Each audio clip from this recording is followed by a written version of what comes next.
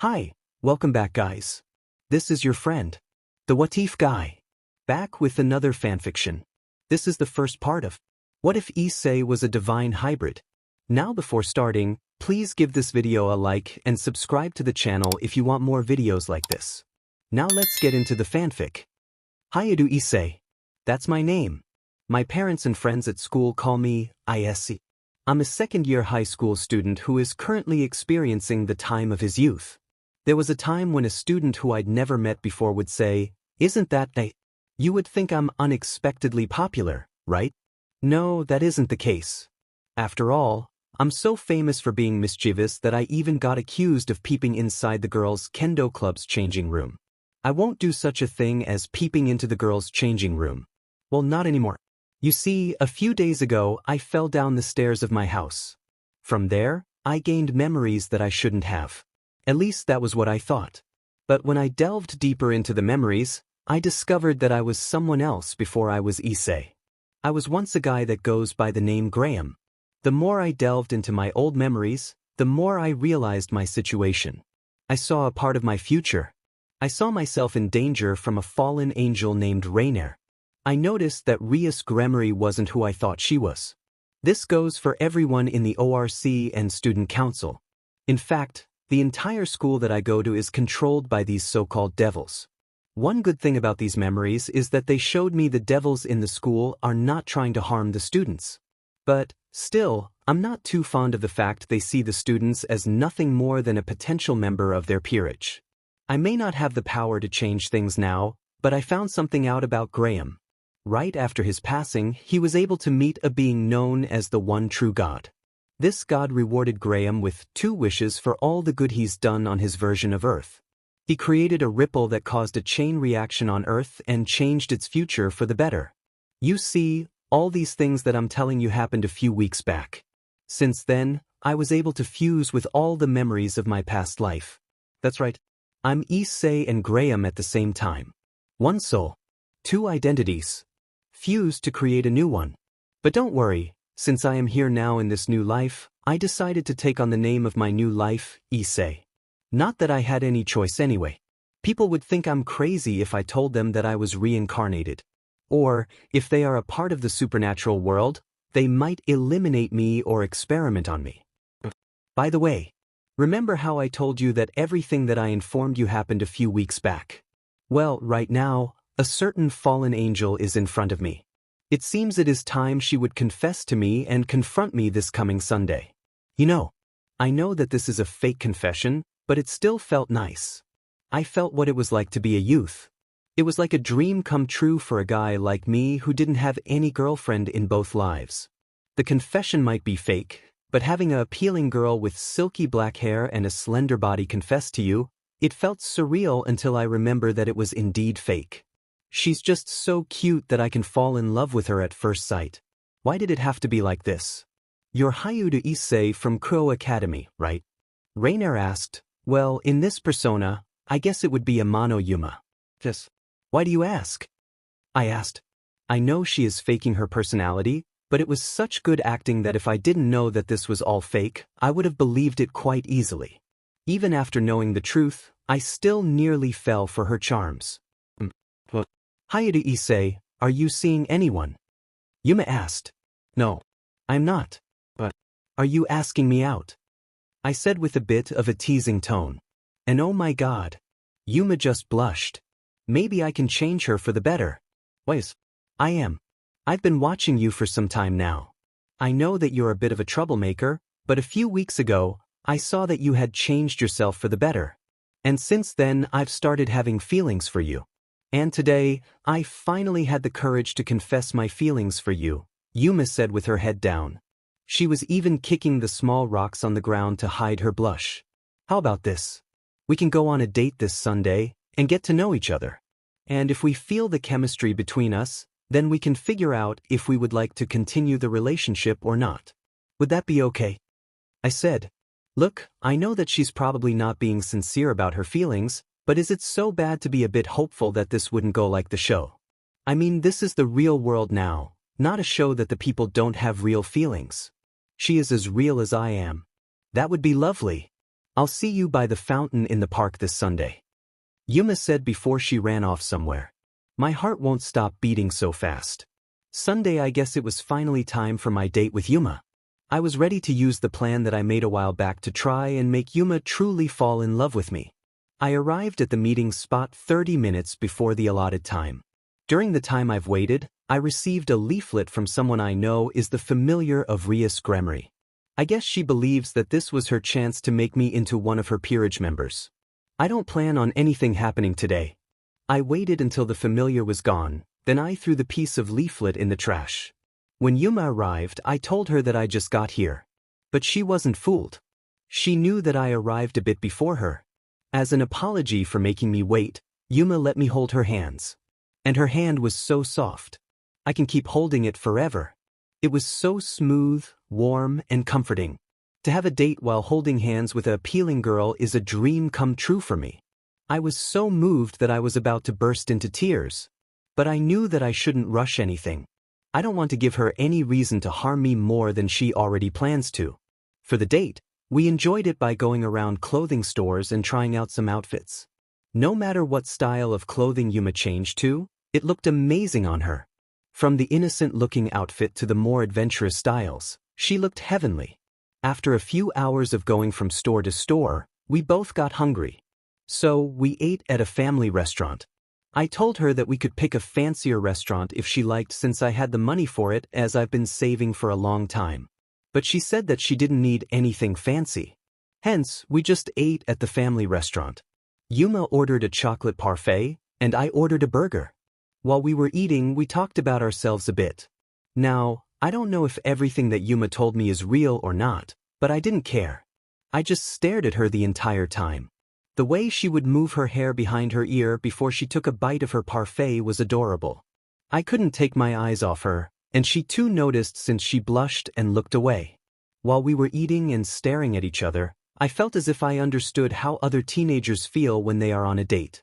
I felt as if I was alive for the first time in both my lives. After having our meal, it was finally noon. Usually, this time would be the highlight of the date, which would typically end with a kiss, but Yuma wanted to walk around the park and enjoy the afternoon breeze. While walking around the park, in my head, I thought that this is it. Yuma was finally going to try and harm me after the park had finally been cleared of the people. I didn't realize while we were walking that we were no longer in the park. No, we seemed to be in an apartment complex. To be exact, it was Yuma's apartment complex. She invited me in. The next morning, I found myself in bed with Yuma. I was prepared for anything, but none of what I thought would happen happened. Instead, here I am in bed with Yuma, and oh my God, this is the best thing that happened to me. Yuma may have let her wings out. Thankfully, she was in a blissful state that she didn't realize that I saw her wings. It was fascinating to see someone with wings, and they were so soft when she wrapped them around me. It seems like Yuma is waking up. She looks so cute, yawning. Sirvi. Her wings just popped out. Shoot. She's going to see me looking at her. Too late, she just realized that I was staring at her wings. You see, this is just cosplay. Yuma said. She didn't know whether to say that it is cosplay or ask me if it is cosplay. You could have at least been confident in your answer. I shouted. Come on. She could have at least played off that the wings were a part of a cosplay that she was making. You don't seem surprised that I sprouted wings. Could it be that you're a peerage member of the Devils in Kuo? Yuma said. She then started panicking. Even like this, she still looks adorable. Calm down. I'm not part of any peerage. I'm just aware of the supernatural, I said to Yuma. I didn't think that she would be different from what I thought she would be because the Yuma or Rainier in the show wouldn't hesitate to harm me. Phew. I thought you might have been a part of the Devil's peerage and just accepted my confession to get close to me. Since you know about the supernatural, then let me reintroduce myself, Yuma said. She then transformed into her fallen angel form. The innocent-looking Yuma transformed into a more mature and gorgeous-looking woman. My real name isn't Amano Yuma. Sorry that I lied to you. My real name is Rainier. I'm a fallen angel as you already know, Rainier said. I know that she was trying many clothes the other day, and I found them appealing on her. But man, the suit she wears when she transforms into a fallen angel is quite striking. You don't mind that I'm a fallen angel, do you? Rainer asked. I was confused. Why would she ask me something like that? She is appealing no matter what her race is. Maybe it has something to do about being a fallen angel. I mean, she did say that I didn't mind that she was a fallen angel. Why would it matter if you're a fallen angel? You are appealing, plus you haven't done anything ill towards me. I won't judge you just because you're a fallen angel, I told her. Then I saw that she started having tears in her eyes. And not a moment later, she hugged me tight while crying. You don't know how much those words mean to me. We fallen angels are more unliked than the devils since they were born devils, and they didn't have a choice in that. But we fallen angels were born angels, and becoming a fallen angel is a stigma, as it is the choices we made that made us fall, Yuma said, still crying on my shoulder. I know that is a sensitive matter. But can I ask, why someone like you became a fallen angel? I asked Rainer. I saw her smile at me before she looked on the floor with what looked like an embarrassed look. It was because I wanted to follow the man that I admired the most, Rainer said. When I heard what she said, I still didn't understand what she meant. What do you mean? I asked. Rainer then started poking her index fingers together.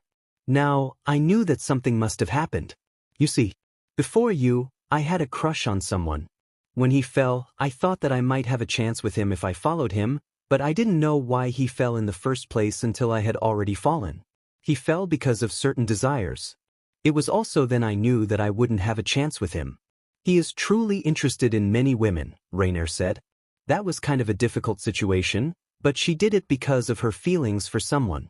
I know that look. That's the look of someone that thinks the way I fell was silly. Look, I know it was silly, but I just thought I had a chance, okay? Rainer said, and then she crossed her arms and pouted. Sorry. Did you say that you fell because you followed a certain angel? Do you mean Azazel? I asked. And oh boy, did Rainer's face turn red. Yeah. It took me a while to finally realize that he wasn't ever going to be interested in me. I hated myself for that. Rainer said, and she was again starting to cry, but it wasn't because of happiness this time. Calm down. You don't have to explain anything to me, I told her, and she nodded her head. I then looked around the room and saw a clock, and it was then I realized that if I don't get ready soon, I would be late for school. Oh, Sirbi, I need to take a shower now, or else I would be late for class. What am I talking about? I can use magic to clean myself. I shouted. Then I used magic to clean myself and Rainer. I then used magic again to conjure a uniform and put it on. You can use magic. I thought you just said that you only knew about the supernatural. Was it a lie when you said that you aren't part of a peerage? Yuma said. No. That's not a lie. Yes, I can use magic, but I am not a part of a peerage, nor am I planning to join any peerage, I said. I really don't want to join any of the devil's peerage, even if I benefit from joining. It sounds like you dislike devils, Rainer said. To her, it may have sounded that way, but it's not the case. Dislike is a strong word. I don't dislike them. I don't like the fact that they're using Kuo Academy as a way to find and manipulate someone into joining them, I said. It was true. Rias knew that I was going to die, that's why she decided to use her familiar to hand me a leaflet.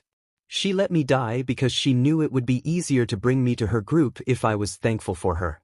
Anyway, I have to go, I said to Rainer. I was going to be late if I didn't hurry. Can I pick you up after school and then we can walk home together? Rainer asked. She looked hopeful at me. That sounds great. So, when you say home, do you mean my home or this place? I asked. I don't mind coming here after school. Rainer then hit me in the shoulder as she knew what I was implying. Either one is fine with me, Rainer said. I laughed at her embarrassed face and kissed her on the lips. Then I ran out as I was silly. I forgot that I could have just used my magic to open a portal to Kuo Academy. I then slowed down and headed back to Rainer's apartment to have breakfast. She was confused as to why I came back when I told her I would be late. I then explained to her that I could open a portal inside Kuo Academy that I know doesn't have any people. She laughed at me, but I just let her since her laugh was cute. Kuo Academy.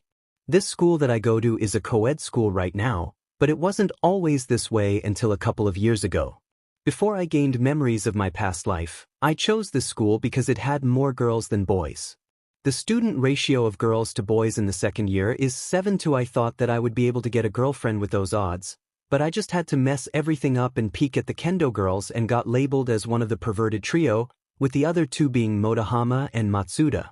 Since the girls outnumber the boys, they have a much stronger authority than the boys. I mean, even the majority of the student council is female. This is a school where boys can't stand tall unless they're good-looking.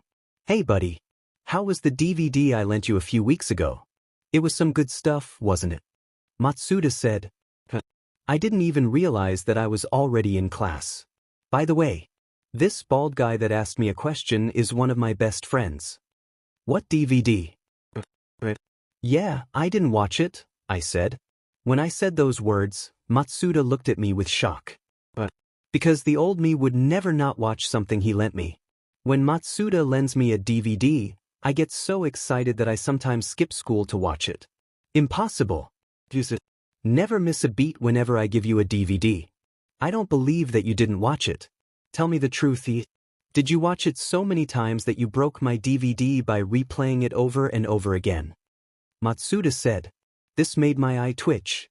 The hell is wrong with this baldy? Just how much would one require to watch a DVD to break it? That would be an insane amount of times. What the heck is wrong with you? I shouted. I then smacked his bald head. When I did, my hand left a mark on his bald head. It was bright red and looked like it was pulsing. You didn't have to hit me. Matsuda shouted. He was rubbing his bald head since it was in pain. While Matsuda and I were arguing, Motohama arrived. Phew. The wind sure was strong today. Thanks to that, I was able to get a good view of the girls' skirts. And I got some nice stuff, Motohama said. He had a fan with him and was using it to cover his mouth to hide his smirk. This guy right here is my second best friend. And together, the three of us are called Perverted Trio. While waiting for the homeroom teacher to arrive, the three of us started reading the magazines. I realized that I wasn't enjoying it as much as I would, and believe me, it isn't because of the new me. After experiencing real life, the pictures aren't as appealing as they used to be. My buddies noticed that I was acting strange while reading the magazine. Ise, you don't look interested in the magazine. Normally you would be gushing over it, but now you look bored. What happened? Motohama asked, concerned for me. It's just the magazines aren't doing it for me. They're kind of boring, I said quite loudly. Motohama and Matsuda weren't the only ones who heard this. No, the entire class heard everything I said. It shocked them. After all, I am known for being quite interested in these things, and my having no interest was entirely unexpected. I could hear the entire class murmuring about what I said. You got to be kidding me. First, a few weeks ago, you stopped hanging out with us, and now you're no longer interested in this stuff. What is going on with you lately, Issei? Matsuda shouted. This was the first time I'd seen Matsuda this frustrated. Nothing. It's just that looking at magazines doesn't compare to real experiences, I said. Matsuda and Motohama looked at me as if I grew a second head. What are you talking about? Matsuda and Motohama said at the same time. They then got close to me and started checking if I had a fever. I swatted their hands away from my head, and I was about to say something, but I couldn't as the homeroom teacher arrived and asked us to take a seat. During the school day, Matsuda and Motohama would look at me with glares. I just ignored both of them because I seemed to have a more significant issue. You see, 2 specific third years decided to hypnotize my entire class. Unbeknownst to them, I was never affected, but I had to play it off. I didn't want them to realize that I was aware of their presence. While listening to the teacher's lecture, I could feel the stare of 4 people. 2 were from Matsuda and Motohama, and the other 2 were from Rias and Aquino. The 2 were observing me. I could see Rias' suspicion of me since she was sure that I would be dead. Man, the entire day was annoying. Both my best friends were glaring at me because I told them that the magazine wasn't as exciting as before. Then the 2 from Kuo decided to keep an eye on me. That's just unsettling. Now, I'm just trying to leave as the school finally ended, and the 2 still aren't leaving. I then received a text from Rainier telling me that she was waiting outside the school gate. So, I just decided to leave and not make Rainier wait. Rias and Aquino didn't follow me, but I could sense her looking at me when I was close to the school gate. And when Rias saw me with Rainier, her glare intensified. From this point on, I knew that things would be a lot more hectic, but I didn't care. I wouldn't let some people ruin my time with Rainier. So, I ignored Rias and took Rainier's hand and walked home. Big mistake. It turns out, Rias and Aquino weren't the only ones watching me. Due to me concentrating on them, I didn't sense Motohama and Matsuda watching as well. When my best friend started charging towards Rainier and me, we hurried away. I knew that Motohama and Matsuda were going to interrogate me. That would be annoying and would take time. Although our walk wasn't what we expected, Rainier and I still enjoyed it. Now comes the hard part. Rainier was meeting my parents. They aren't bad people, but they were worried for my future because of my former attitude. And me bringing a girl home would either make them jubilant, or they may think that I've finally gone too far. When we entered the house, my mom was by the door dusting the shoe shelves. When she looked up and saw Rainier and me, she shouted for my dad. And the man started running down the stairs. And I'm sure I heard him fall a couple of steps. Honey, our son brought a girl home. Do you think he finally changed? My mom said, I did. I may still be planning to be a future HRM king, but I'm not the same person who would lower himself to peek at the kendo girls' changing room or peeking in the girls' bathroom and lockers. And maybe it's one of his friends cross-dressing. My dad said, What? Are you nuts? As if Matsuda or Motohama would look as heavenly as Rainier. Even if the two of them were to get a makeover, I doubt they would be able to compare to Rainier's natural beauty. Rainier wanted to introduce herself to my parents, but she didn't know which name I should give. So, I told her to say her real name. My name is Rainier. Issei and I started dating the other day, Rainier said. I swear I saw my mom's eye glitter. Then her attitude suddenly changed. She became pretty hospitable to Rainier. She even brought out tea that she would never share even with her friends. Heck, it is tea she doesn't like using unless something big is happening. I guess this is one of them. So, Rainier, what made you decide to date my son? My mom asked. Rainier then told her how she saw me change in the past few weeks and how she started having feelings for me. She even told my mom the reason that I didn't return the night before. My mom was all smiles and my dad was giving me this proud look on his face. When it was starting to get late, Rainier planned to head back to her apartment, but earlier, she informed my mom that she lived alone. So, my mom took this chance to make Rainier stay over. Rainier didn't have any objection to this. She was even staring at me, hoping for something to happen. Another day. Another boring class. I already know everything there is to know in high school. After all, in my previous life, I was a college graduate. But I was surprised when the classes started because the homeroom teacher introduced a new student. I was not expecting Rainier to get into Kuo. Why, you ask? Isn't it obvious? Rainier is a fallen angel, and I'm sure that Rias and the others know that as well. That's why I never thought of giving her the idea of enrolling at Kuo Academy. That and I thought she went to that fake school she told me about. I kind of forgot. This here is Amano Yuma. Starting today, she will be joining us. You can take a seat by Hyoudou-san. But I suggest you be careful, the homeroom teacher said. I was offended that she needed to warn people that sit next to me. But thinking about it, that would be for the best if it was the old me. You don't have to warn me about Hyoudou-san. I know all about him, Rainier said. Does that mean his reputation has spread outside of Kuo? My homeroom teacher said. That happened a long time ago. What I meant was that I know about Issei since he is my boyfriend, Rainier said. Now, this caught the attention of everyone. They all looked at me with weird expressions. Then everyone looked at Rainier with a questioning look. No way is that true, is it? Kates asked. My eye twitched when she said that. That's right. How can someone as good-looking as you be going out with Hyoudou-san? Murayama asked. Who? I can't believe that you would betray us like this, Issei. I thought you said that we would all get girlfriends together. Matsuda shouted. He was tearing up. What the heck? Motohama, on the other hand, was trying to act cool about the information he just heard. I was asked to come behind the gym by a girl the other day. I thought that I was going to get a girlfriend finally, but instead, I got pranked, Motohama said.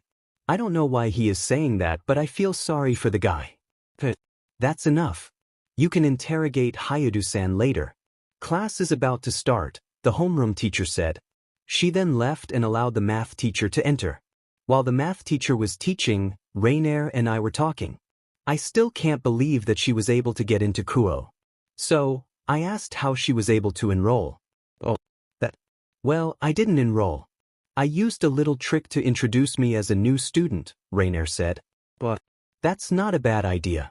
But the problem is that Rias and Aquino are watching me. I would say that was an awesome idea. But right now it isn't. Rias and her peerage are watching me. I whispered. I then saw Rainier's eyes widen. I think she realized that her being here right now isn't such a good idea. You mean the heiress of the Gremory house is eyeing you? What? Rainier asked. Does Rainier not know that I have the boosted gear? I don't think she does, partner, Drake said. He was laughing at me. This dragon is annoying sometimes. Maybe it would be better if I never awakened the boosted gear. Wait a minute. I can use that spell on you again. Calm down, partner. I was having a little laugh, Drake said with nervous laughter. He remembered that spell that would show him the illusion of being called the Epee Dragon. But that's not the worst part of the spell, and it would use his greatest fear and project it outwards. He did not want to see those nightmares again. More like you're just afraid, I mentally told Drake. He then shuddered at the memory. Rias is watching me for multiple reasons. 1. She thought that you might have approached me for a sinister reason. 2nd, because I hold a sacred gear. You see, Rias needs a powerful person that can help her with an issue that she is being plagued with, I said. Rainier then looked at me with interest. Not because I have a sacred gear, but because she found it funny that an heiress like Rias is having issues. Do you know what her issue is? Rainier asked. Yeah. You see, Rias is being forced to marry someone she doesn't like. And to get out of this forced marriage, she would need to beat him in a rating game, I explained to Rainier. She looked at me weirdly. And I know why. Where are you getting your info? I don't think information like an heiress marriage is public. You know what? It doesn't matter. I need to get out of here, Rainier said. Can't you use illusion to change the way you look? I asked her. She then looked at me funny. I'm not that good at illusion or transformation magic. I can transform, but my magic signature as a fallen angel would remain. Thus, making it only effective against normal humans, Rainier said. I can help you with that, I said.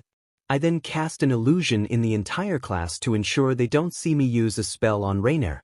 The spell that I cast was a success. It isn't a simple spell because the looks of Rainier changes depending on who is looking at her. For example, if my parents and I look at her, she looks like Rainier. But if the people in the class look at her, she looks like a Mono-Yuma.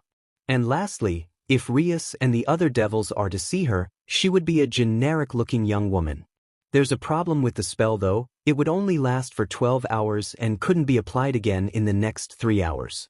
Luckily, that should be enough time for class and getting home. After the math class, I felt magic being used on the students. I was expecting Rias and Aquino to hypnotize the class with their magic so that they could watch me, but that wasn't it. Because the person that hypnotized the entire class was Sona Citri and Tsubaki Shinra, they both took a seat on an occupied chair. I then heard them talking. Kaicho, why exactly are we here? Tsubaki asked. It seems like Tsubaki and Sona aren't here for their benefit. Rias asked me to help her monitor Issei Hyoudou. According to her, he was approached by a fallen angel a few days ago, Sona said. I see. Gremory-san is hoping that the fallen angel would lead to Hyoudou-san joining her peerage, Tsubaki said. Sona nodded at her, and Rainier, who was listening to them, was getting upset. Such methods are not ideal. I would rather offer benefits rather than manipulate, because, one way or another, the person will find out such manipulation and could cause them to be astray, Sona said. I just nodded at her words. The original Issei from the show may not do that, but others would have. Kaicho, do you think that Hyoudou-san has a sacred gear? Tsubaki asked. I believe so. I doubt Rias would have left the fallen angel alone if she wasn't using her to get to Hyoudou-san, and that's proof enough that she felt a sacred gear on him. I can't think of anything other than that. For the past few weeks, I've been sensing a strong energy signature, similar to a dragon's. I searched everywhere, and it led me to Saji, but his energy was weak. The strong, controlled energy I felt seemed to be coming from Hyoudou-san, Sona said. If that's the case, why didn't you approach Hyoudou-san? Tsubaki asked. I don't think he would be willing to join us, considering we're the ones who often stop his activities around the school. Plus, Rias needs a peerage member more than I do, so I let her approach him first. I didn't expect her method would put him in danger, Sona said. Anyway, we need to keep an eye on Hyoudou-san for the rest of the day. Hopefully, we won't catch him doing anything inappropriate, Sona said. I believe Hyoudou-san has stopped those activities. The only ones reported recently are Motohama and Matsuda, with Hyoudou-san nowhere in sight, Tsubaki said. As Sona mentioned, she and Tsubaki watched me.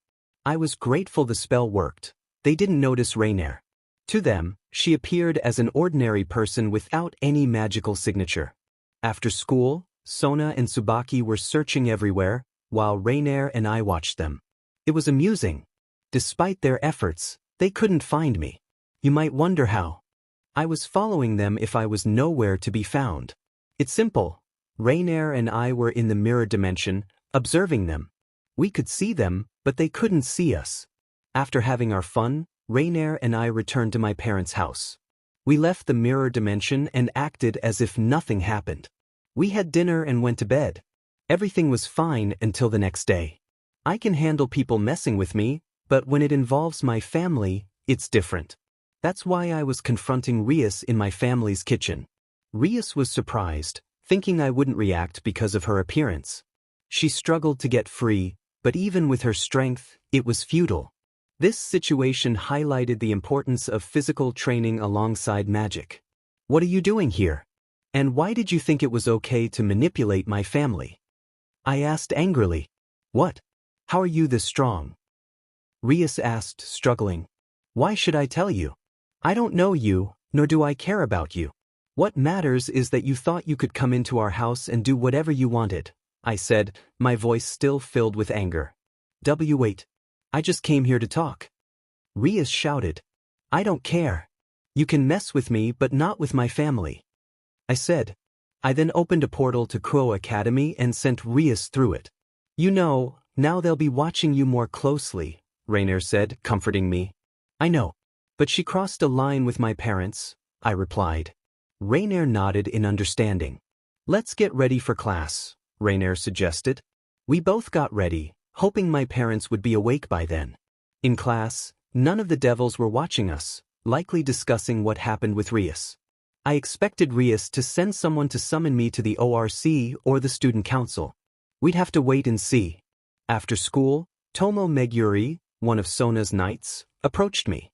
She was an appealing girl with reddish-brown hair and brown eyes. Are you Hyoudou Issei? Tomo asked. Really? Who doesn't know who I am? I'm part of the perverted trio, I replied. Right. Anyway, Kaicho asked me to bring you to the student council room, Tomo said. And why does she need to see me? I haven't done anything wrong recently, I said. Tomo seemed uncomfortable with my questions. Well, I don't know. She just asked me to bring you there. If you have questions, ask her. Tomo said before leaving the room. I decided to ignore it and went home with Rainier. Is it a good idea to ignore them? Rainier asked. Maybe not. But in my defense, I didn't know where the student council room was, I told her.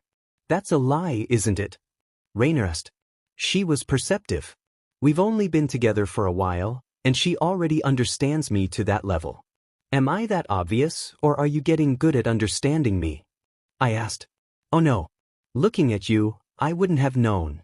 But after what you just said to that girl, I realized you were lying when you said you didn't know where the Stuco is, Rainier said. Understandable. I did say that I am part of the perverted trio, meaning there is a high chance I've been called to the student council room quite a bit, which is true. By the way, how are you enjoying the classes? I asked her. I saw her eyebrow twitch. Everything is fine except for Japanese history. There are some inaccuracies in them. Besides Japanese history, everything is great, but I may need help with math. That subject confuses me. Substitute this, substitute that. Cancel this, cancel that. It makes my head spin, Rainier said. As long as you are enjoying yourself, then all is good. I'll find a way to keep the devils away, but I don't think that would last too long, I told her, and she agreed. Oh, by the way, do you want to train with me this weekend? I usually train on Saturday and Sunday. For Saturday, I do my usual training regime, and for Sunday, I go around Kuo within the mirror dimension to hunt stray devils, I told Rainier. You don't hunt down all the stray devils, do you? Because not all of them are horrible. Some became a stray because of their terrible emissure, Rainier asked me. I know. I try to help those that are in horrible circumstances, and I eliminate the threat, I said. She then agreed to come along with me this weekend. I wonder if it was possible to help her become an angel again. Maybe I should ask her if she wants to be an angel again before trying to test some things out. 3 days have passed since Tomo Meguri tried to bring me to the Stuko room. Every day since then, I've avoided going near them. And thanks to the instinct I got due to one of my wishes, I sensed when they tried to sneak behind me. They are far more persistent than I thought. I noticed, though, that not once did Rias even try to approach me herself. It goes to show that she wasn't even apologetic for what she did. But I already anticipated that. Anyway, it's Saturday now, so I'm training with Rainier. And let me tell you, she is strong, but she can only create a light spear. That's right, singular, just one light spear. When I say she is strong, I mean physically. When it comes to magic, she isn't all that good.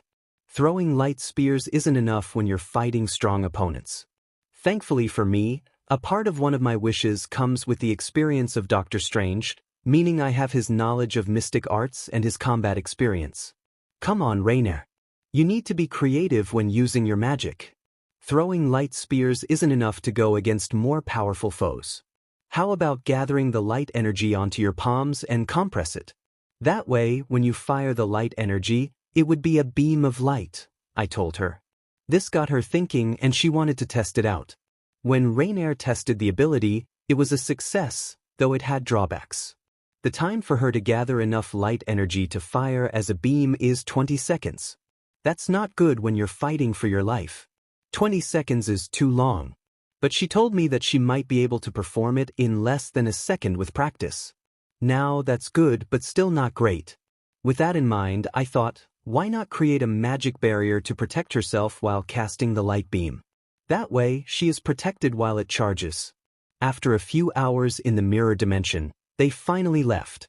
For the first time in Rainier's life, she was able to train without holding back. She was surprised at how good I was at magic.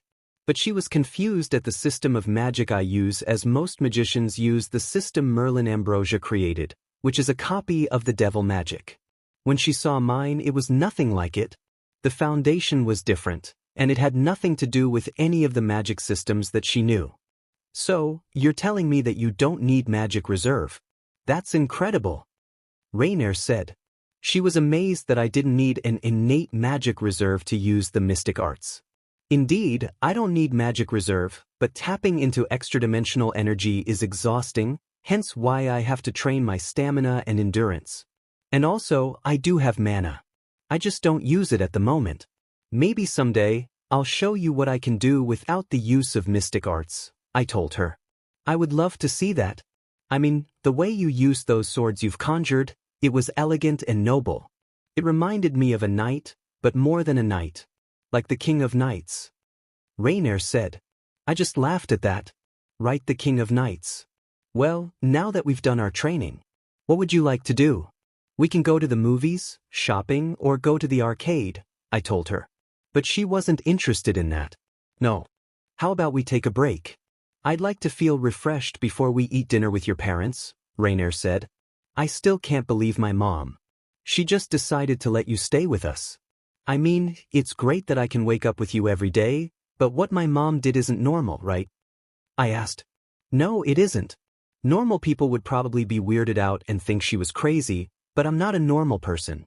Hence, why we are in the situation we are. Besides, like you, I'm enjoying our current arrangement, Rainier said. After talking, we took a break and had dinner. When it was time for bed, we got to it right away because we will be hunting stray devils tomorrow. And hopefully, we don't meet Rias or Sona and their peerage. I knew I jinxed myself, because now, I'm in the same abandoned building as a stray devil and Rias and her peerage. I can't believe I forgot that she would be here. And that I was too slow to enter the mirror dimension to keep Rainier and I away from their view. Well, it's pointless now. Might as well just watch them eliminate the stray devil. I saw the stray devil fire lasers. The thing was able to melt through concrete with ease. I then saw Kiba move quickly towards his target and cut off her arms. Next, I saw the school mascot Kaneko get bitten by the stray, but it was pointless as Kaneko was able to keep her mouth open. She then incapacitated the stray devil, tossing it across the room. While the stray was down, Rias's group hesitated instead of acting quickly. This allowed the severed arms to attack Rias, bringing her down. Akino responded with her lightning, but chose to toy with the stray instead of finishing it off. Pathetic, I said loudly. They didn't appreciate that. They glared at me, partly due to my comment and partly because of past events with Rias. You think you can do better? Because all I saw was you doing nothing, Kiba said. With a group like yours, I expected to do nothing. But if you needed help against one stray, then you are pathetic. I would understand if it was powerful, but that wasn't the case, I told them. They grew angrier but stayed silent. Rias, however, knew my strength. She decided it was time for them to leave. Rainier and I continued our patrol. That's when I noticed a certain priest and a nun, Fried Selzen and Asia Argento. Fried was armed, while Asia followed him. They headed into a house, and I realized what Fried was planning. Before he entered, I pulled him and Asia into a different dimension without him noticing. Rainier and I followed him inside. Fried was furious, shooting at people, but the bullets passed through without harm. Asia was horrified by Fried's actions but relieved no one was hurt. Why aren't they dying? Fried shouted, firing his gun. That won't work here, I said. Fried turned his rage towards us, especially Rainier. You're that fallen angel who wouldn't follow the plan. Fried shouted. If anyone's a problem, it's you, Fried. You pretend to kill for the church, but you've been excommunicated for your behavior. You enjoy suffering and for that, you won't leave here, I told him. Fried mocked us, but I used an Eldritch WHP to subdue him. Asia watched in shock. Rainier explained everything to Asia, including why she was sent to Kuo. Asia was horrified to learn she was targeted because of her powers. With nowhere else to go, we took her to Issei's parents' house. Once home, I asked my parents if Asia could stay with us and they agreed. Asia cried that night, realizing the church's intentions. Rainier comforted her until she slept, and I moved her to the guest room. It must be shocking to learn she was sent here to die, Rainier said. It could be worse, I replied. What do you mean? Rainier asked. God is dead. For someone like Asia, who devoted her life to him, learning this would be devastating, I said. Wait, God is dead? Rainier exclaimed. Oh, right. You didn't know that, I said. I explained that Michael maintained the system and only a few knew the truth. Church members who learned it were excommunicated or worse. What they're doing doesn't align with Father's teachings. Even fallen, I followed them. Michael and Gabriel must know this is wrong. Rainier said angrily. They believe hiding the truth prevents chaos. If others knew God was gone, it could lead to war, I explained. You're right. But hiding it from their own people is wrong. Angels were supposed to be hope, not like a corrupt government, Rainier said. Let's head to bed. We have classes tomorrow which I want to skip, I said. Rainier gave me a look that said, really? We can spend the day tomorrow with Asia. We can go around Kuo and show her around to take her mind off things, Rainier suggested. That's not a bad idea. I could use a duplication spell on both of us and send them to class. The problem is the devils. They might watch us again and find out that the duplicates aren't real, I replied. Why would that matter? They already know about you. It wouldn't change whether you're in class or not, because it is the same thing they do. They may not have that duplication spell of yours, but they hypnotize the teachers and student body to make them think they are in class. I felt them use it multiple times, Rainier explained. So, that's what that energy signature was. I've been trying to figure it out since I could feel it every day. It just doesn't work on me, I said, realizing the truth. You know, sometimes, I don't know if you're amazing or just silly, Rainier said with a chuckle. Why not both? I can be silly and amazing at the same time. I can do something amazing while being silly, I joked. We talked and laughed a little longer before deciding to head to bed. The following day, we sent a duplicate instead. Meanwhile, Rainier, Asia, and I were having fun. We went to the movies, shopping, arcade, and then we ate lunch. Just like in the show, Asia had never eaten anything that wasn't bread and soup. She was excited to eat a burger, especially the prospect that you could pick it up with your hands and eat it without utensils. This is delicious. I've never had anything like it, Asia exclaimed before she started to enjoy the burger again. Oh, slow down. It's not going anywhere. And if you want a second one, you can order again. I don't mind paying for it, I said. Now you might be thinking, why did you waste money on food? Can't you conjure them? And that is true, but for Asia's first food outside of bread and soup, I wanted her to experience food like a normal person, one that is prepared normally. Sorry. It's just that I've never had anything this good before, Asia said while wiping her mouth with a napkin to remove any sauce on her face. What did the church feed you? Rainier asked. If Asia was the so-called holy maiden, then she should have been given special treatment. That's what was going through Rainier's mind. Mostly bread and soup, Asia replied. Rainier was getting upset. Holy maidens were supposed to be given special treatment as they held sacred gear that would perform miracles of God. If they were treating Asia, who's a holy maiden, this way, then how were they treating their regular nuns? Calm down, Rainier, I said. And she did calm down. It was getting late, so we decided to head back home. It was then that trouble found us. Middlet, Donasik, and Kalawarna blocked our way. They wanted Asia, and they thought they could beat Rainier. To be fair, that was true. Except since I'm here, it's another story. All three threw a light spear towards Rainier and me, which I blocked with a shield created by Tau Mandalas called Ruby Rings of Ragador. I then made a spear, which I threw at them, but they broke out of the Eldritch WP, causing me to miss. Since they escaped my Eldritch WP, I used Bolt of Balthak, which chased Middlet, who couldn't defend against it. When Donasik and Kalawarna saw this, they realized they weren't my match, so they tried to run. When I saw this, I created a barrier to prevent them from leaving. They hit hard when they flew into it. While they were dazed, Rainier completed the charge of her light beam and fired it towards Donasik and Kalawarna.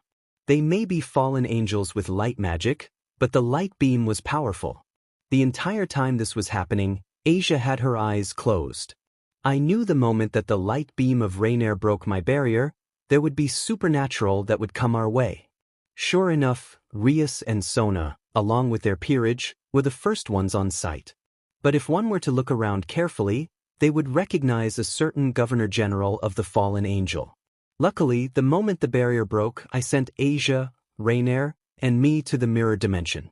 With the wishes that I got from OTG, I knew that I had the strength to handle Azazel if I had to, but that's just a hassle. I'll hide from him for now. It has now been a few weeks since the encounter with the trio of fallen angels. I'm happy to inform you that the devils at Kuo have finally left me alone. I think I may have jinxed myself again. Whatever. I'll deal with them when they bug me again. My parents found out about Asia's situation, so they let her stay with us indefinitely, with the condition that she goes to school. That's why Asia, my parents, and I are in the principal's office of Kuo Academy. They are enrolling her. And I'm just here to. I have no idea why I'm here. All I was doing was listening to them talk, and I even heard the principal complain about me. Maybe I should have just used the duplication spell and let that take my place, and now it's too late. I can't take it anymore. This is so boring. I'm about to cry. Since there is nothing to do, I'll tell you something that happened last night. Draig and I would have a conversation and then spar a bit in my dream. It's not a dream, more like I enter my mindscape whenever I sleep where Draig and I can interact. Anyway, this time it was different. I ended up in a white expanse. I started looking around and remembered this place. It was the place I ended in when I died as Graham. When I realized that, I heard his voice, the voice of the one true God. "It's good to see you again, Graham, or is it Issei now?" OTG asked. "Issei will do," I said. Looking at OTG was making me nervous. I know I didn't do anything wrong, but I was getting this feeling that I did something wrong even if I didn't. "I wanted to see how you're doing," OTG said. "Can't you see everything I do when I come here?" "I mean, you are the one true God," I said. "That's true, but I would rather hear it from you than just know everything in an instance," OTG said. "Where do I begin? Why not that time I thought that Rainier was about to kill me?"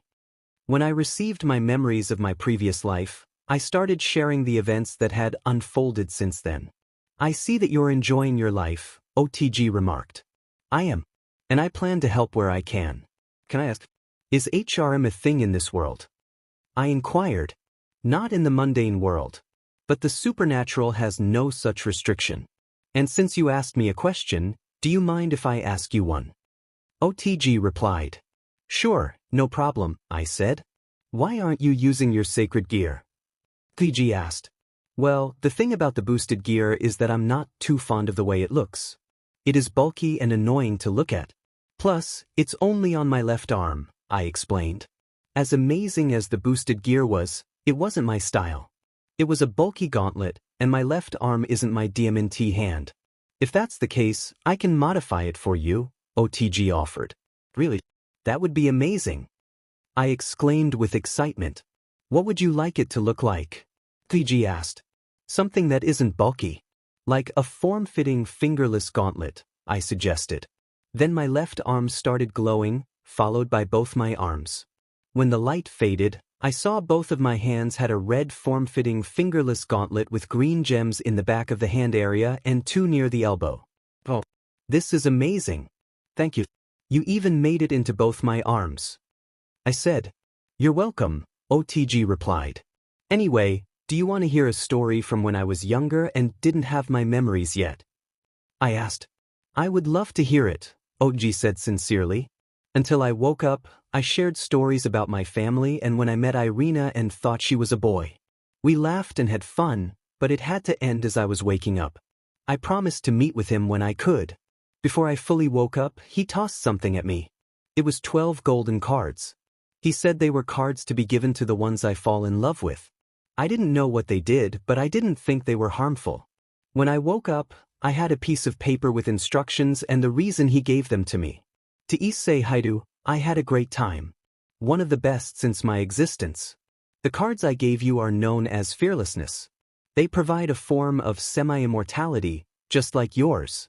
They won't die of old age or medical diseases, but they can be harmed. I hope you enjoy the rest of your life. Yours truly, OTG." After that, here we are in the principal's office. This is important for Asia since she's never had a proper education.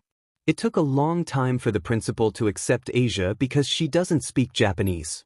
I can understand her, and so can Rainier, but my parents can't, so we have to translate everything for them. After talking for 3 hours, it was finally settled. The principal agreed with my parents. Asia will attend Kuo for 3 months, and she wants to see improvement in Asia's Japanese in that PRD. It didn't have to be a massive leap, but as long as she can make light conversation, then she is golden. When we got home, my parents told me that since I could understand Asia, it was up to me to teach her Japanese. That wasn't an issue at all. My mom then started preparing dinner, and Asia decided to help her as a thank you for enrolling her at Kuro. The following day, Asia was excited to go to school. She woke up at 4 in the morning, and by 5, she was already done with breakfast. She's a fast learner. Yesterday was the first time she ever tried cooking, and she was great. She was a natural. My mom was even shocked at her talent for cooking and decided to teach Asia every day when they prepare dinner. Anyway, Asia was sitting in the living room wearing her school uniform. It was 6 in the morning. On the way to school, Asia was so excited. She couldn't wait to experience the life of an average person. As for me, I'm making plans to keep perverts and devils away from Asia. To do that, I enchanted the cross of Asia, and it would create a sort of bubble around her. This bubble would ensure that none of the supernatural would feel the energy signature of twilight healing. I won't risk Rias doing something to manipulate Asia into joining her peerage. An hour later, the homeroom teacher introduced Asia to the class. Everyone was excited, especially Motohama and Matsuda, but that wouldn't last long because I used a spell that made them go to sleep. It must have hurt when both of them hit the ground face first. Due to me trying to protect Asia from perverts, I forgot to stop Asia from telling the class that we live together. Now, I'll have to deal with everyone questioning me. One good thing about all this is that Motohama and Matsuda aren't awake to hear it. They would have been the most annoying. They may be my buddies, but sometimes they go overboard. The moment a new student has been enrolled at Kuo, the heiress of Gremory is here to try her luck. Too bad for her. I'm going to make sure that Asia goes nowhere near her. From looking at Rias, I can tell that she doesn't know that Asia was a nun or a holder of a sacred gear. I'm going to keep it that way. I can feel Rias use her magic to probe Asia if she has a sacred gear throughout the day. And thanks to the necklace that I created for Asia, she wasn't getting anything. But Demon, does this heiress have one hell of an intuition? I heard her tell Akino that her intuition is telling her that Asia has a sacred gear.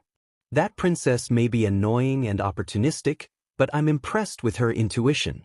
Not even I can feel the sacred gear within the nun, yet she continues with her probing due to her intuition, Drake said. I feel the same as him. I was impressed that she was following her intuition rather than giving up right away. Right you are, Drake. She may have potential after all, I said. Issei. Rainier whispered. Is Asia going to be all right? That heiress has been probing Asia for a sacred gear for the past hour, Rainier added. Don't worry. The cross on Asia's neck is enchanted to prevent the sacred gear signature from leaking. That heiress wouldn't be able to sense it no matter what she does, I whispered to Rainier. She nodded in understanding because she saw me enchant the necklace a few days ago. She didn't know what I did with it. Now she does. At the end of 3 classes, Rias and Akino finally left. Though, from time to time, I could feel the two of them staring at the back of my head. Anger filled both their eyes. One for our previous encounter and the other for me speaking out against them. It seems grudges are hard to let go. At the end of the day, the student council seemed to have decided to confront me once more, and I was asked to head to the student council room again. This time, the person sent was Tsubaki Shinra. From the looks of it, Sona wasn't planning to let me go this time. So, I told Rainier and Asia to head home without me. Rainier was reluctant but decided to listen to me after a bit of persuasion. Heading to the student council room, Tsubaki was making me walk in front, both to watch me and to make sure that I didn't peek at her. We're here. I suggest you be respectful, Tsubaki said. No. I'll treat her the way she treats me. I don't care if she's an heiress or not. Because her status means nothing to me, I told Tsubaki, whose eyebrows furrowed at the words I said. She was about to reprimand me, but Sona, inside the student council room, told her not to do anything rash. I then heard her ask me to come in. So I did. Welcome to the student council room. Tell me, do you play chess? Sona said. She had this confident look. There's just something about a girl that is confident in themselves but isn't conceited. It's quite alluring. I do. But are you challenging me? I said.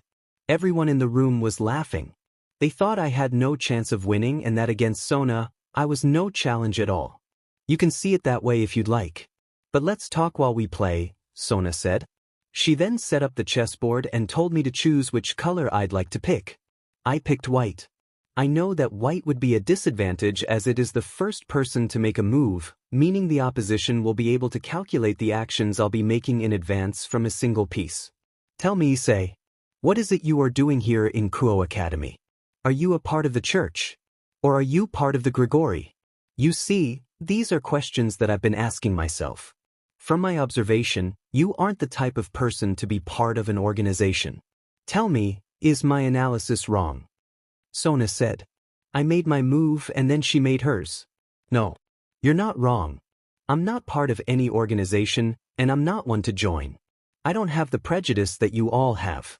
I don't care if one is a god, angel, fallen angel, or devil. What I care about is their attitude towards people. Just like Rias, she messed with my family's memory, she paid the price, and if she does it again, then this time I won't care about her connections. She's already been warned, I said while continuing the game of chess.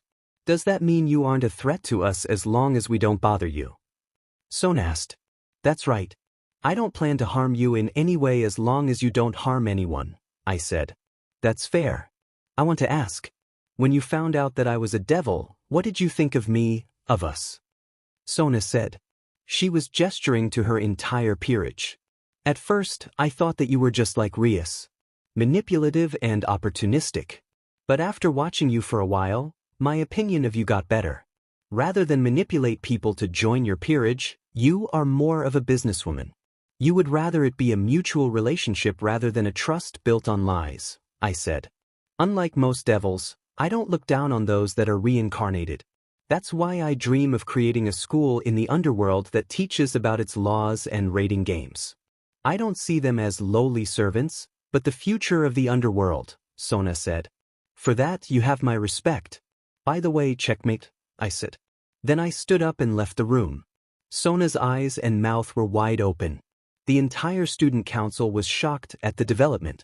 They thought that Sona was winning throughout the game since I wasn't taking time to make my move. They believed that each move that I made was random. I have the strategic knowledge of Saber Proto and Doctor Strange. Against me, Sona wasn't anything special. But with help, she can be one of the best strategists in the whole underworld. Everyone in the student council room was silent. They didn't know what just happened. First, everything was going great. Sona lost the chess game. Saji was the most shocked and jealous because he knew what beating Sona in chess entails. Kaicho, please tell me this doesn't count, Saji said. He didn't want the woman he has been pining for to end up with someone else. Unfortunately, it does. It was the deal I made when I broke off my engagement. If there is anyone smarter than me, then he or she is the one I'll marry, Sona said. She had her face between her interlocked fingers. Then that means... Tsubaki said. She was afraid to complete her sentence. That's right. From here on out, Issei Hyoudou is my fiancé, Sona said. But he's just a student. Tomo shouted. That may be. But he did beat me, and I don't mind Hyoudou being my fiancé. At least the Hyoudou in the last few weeks. I haven't heard of any report about him in a while, Sona said. Maybe he's using magic to hide, and that's why people aren't noticing him, Rhea said. She is one of Sona's bishops. Her full name is Rhea Kusaka. She is a slim girl with long brown hair that ends in 2 short braids and matching eyes. She also wears a blue headband. That's doubtful. I can see it in his eyes. He's like a new person, not possessed by some entity, but he's like a changed man, Sona said. She then thought about the last few weeks. She remembers all the changes that happened, from Issei's after-school activities being non-existent to no longer being interested in certain magazines. Many things have changed in between. Back to me. Anyway, when I headed home, I felt a certain cat watching. I was not too fond of that, so I sent her to the mirror dimension. I don't want people spying on me. That should teach her a lesson. I realized that Kaneko has an abandonment issue. If she returned to the ORC, she wouldn't be able to interact with Rias and the others, and her trauma might worsen. So, I entered the mirror dimension and searched for her. Luckily, she wasn't that far. As soon as I found her, I sent her out of the mirror dimension. I can't believe I nearly did something stupid. As much as I don't like them, making the trauma of someone just following an order worse than it already is truly cruel and would break a person. I don't plan on doing something that bad. When I got home, Asia and my mother were already cooking dinner. When my mother heard me return, she told me to take a bath. I did as she told me since dinner was going to be ready shortly. After dinner, Asia, Rainier, and I went up to my room to do the homework that we received. It was easy and only took 30 minutes to complete. Then Rainier and I started to teach Asia Japanese. And she's a quick learner. It can be attributed to her wanting to hold a conversation with all the friends she made today. After all the studying, it was finally time to head to bed. Asia headed to her room. Rainier and I weren't tired yet as we are used to staying up late. We spent some time talking and enjoying each other's company until late into the night. When I arrived at school the following day, Sona and Tsubaki waited for me at the front gate. Sona told me that she wanted to have a talk with me about what happened yesterday. I just went with her. When we arrived at the student council room, there wasn't anyone there. Sona even asked Tsubaki to leave her with me, as she wanted to talk in private. Tsubaki just nodded and left, but not before glaring at me. "Now, I just wanted to talk to you about our chess game," Sona said. I was confused why she would want to talk about it. It was then I remembered something. Well, I remembered how important a chess match is to Sona. "Okay. What about it? Are you suspecting that I cheated in the game?" "Because I didn't," I said. I was feigning ignorance about the situation. "Don't worry. I know you didn't, because we had a lot of witnesses." Anyway, I just wanted to tell you what it means to beat me at a chess match," Sona said with a serious tone. "Please don't be the same as the show. Please don't be the same as the show. Please be a Rainier situation." I thought to myself, what's wrong with her being your fiancé? Don't you want to have a HRM and become the HRM king? "So, what's the matter?" Drake said. "Because I haven't told Rainier. What if she finds out that I suddenly have a fiancé? She might break up with me. And I don't want that." I told Drake. "Then speak to her after this. It's not like you did something wrong. You didn't know about the importance of the chess match until now," Drake said. "You're right. I shouldn't just jump to the conclusion that Rainier would break up with me. Just like that time, I thought she would be upset at the end of the date," I said. I felt a sense of relief. I made a deal with my parents a long time ago when I broke my arranged marriage. I told them that I wouldn't marry anyone that isn't smarter than me. For anyone to be a candidate for my hand in marriage, they need to beat me at a game of chess. It didn't matter if the person beat me was a male or a female, devil or otherwise. That was the deal I made, therefore I am obligated to follow through," Sona said. "You're a devil, right? Then can't you back out of the deal?" "I mean, you're a devil," I said. "That's a preconceived notion about us devils breaking deals. But that's not true. When we make a deal, we honor it." "Only a few would break their deal," Sona said. "That means that you're going to be my fiancé," I said with a sigh. Then I saw Sona look down. "Is it so bad to be engaged to me?" Sona said. "It's not that. Look, you're appealing. You may have a strict personality, but it doesn't take away your charm. I find it quite alluring. But I already have a girlfriend. If she was to find out that I suddenly have a fiancé, that's not going to be good," I explained. "I see. Then why don't I speak to her and explain everything?" Sona said. "That's weird." "No. I'll be the one to talk to her," I said. With our talk done, I went to class just in time. I was nervous about talking to Rainier about such a subject. I hope that when we get home, she won't be upset for suddenly having a fiancé. And I hope she doesn't go and try to confront Sona, because if a fallen angel were to have a conflict with the sister of a Satan, that wouldn't be good. When we got home, I sat Rainier down, and I told her that there was something I needed to say to her. When I told her that, she started crying. She thought that I would break up with her. I calmed her down and told her that was not the case. I then explained what happened in the student council room the day before, then told her what happened today.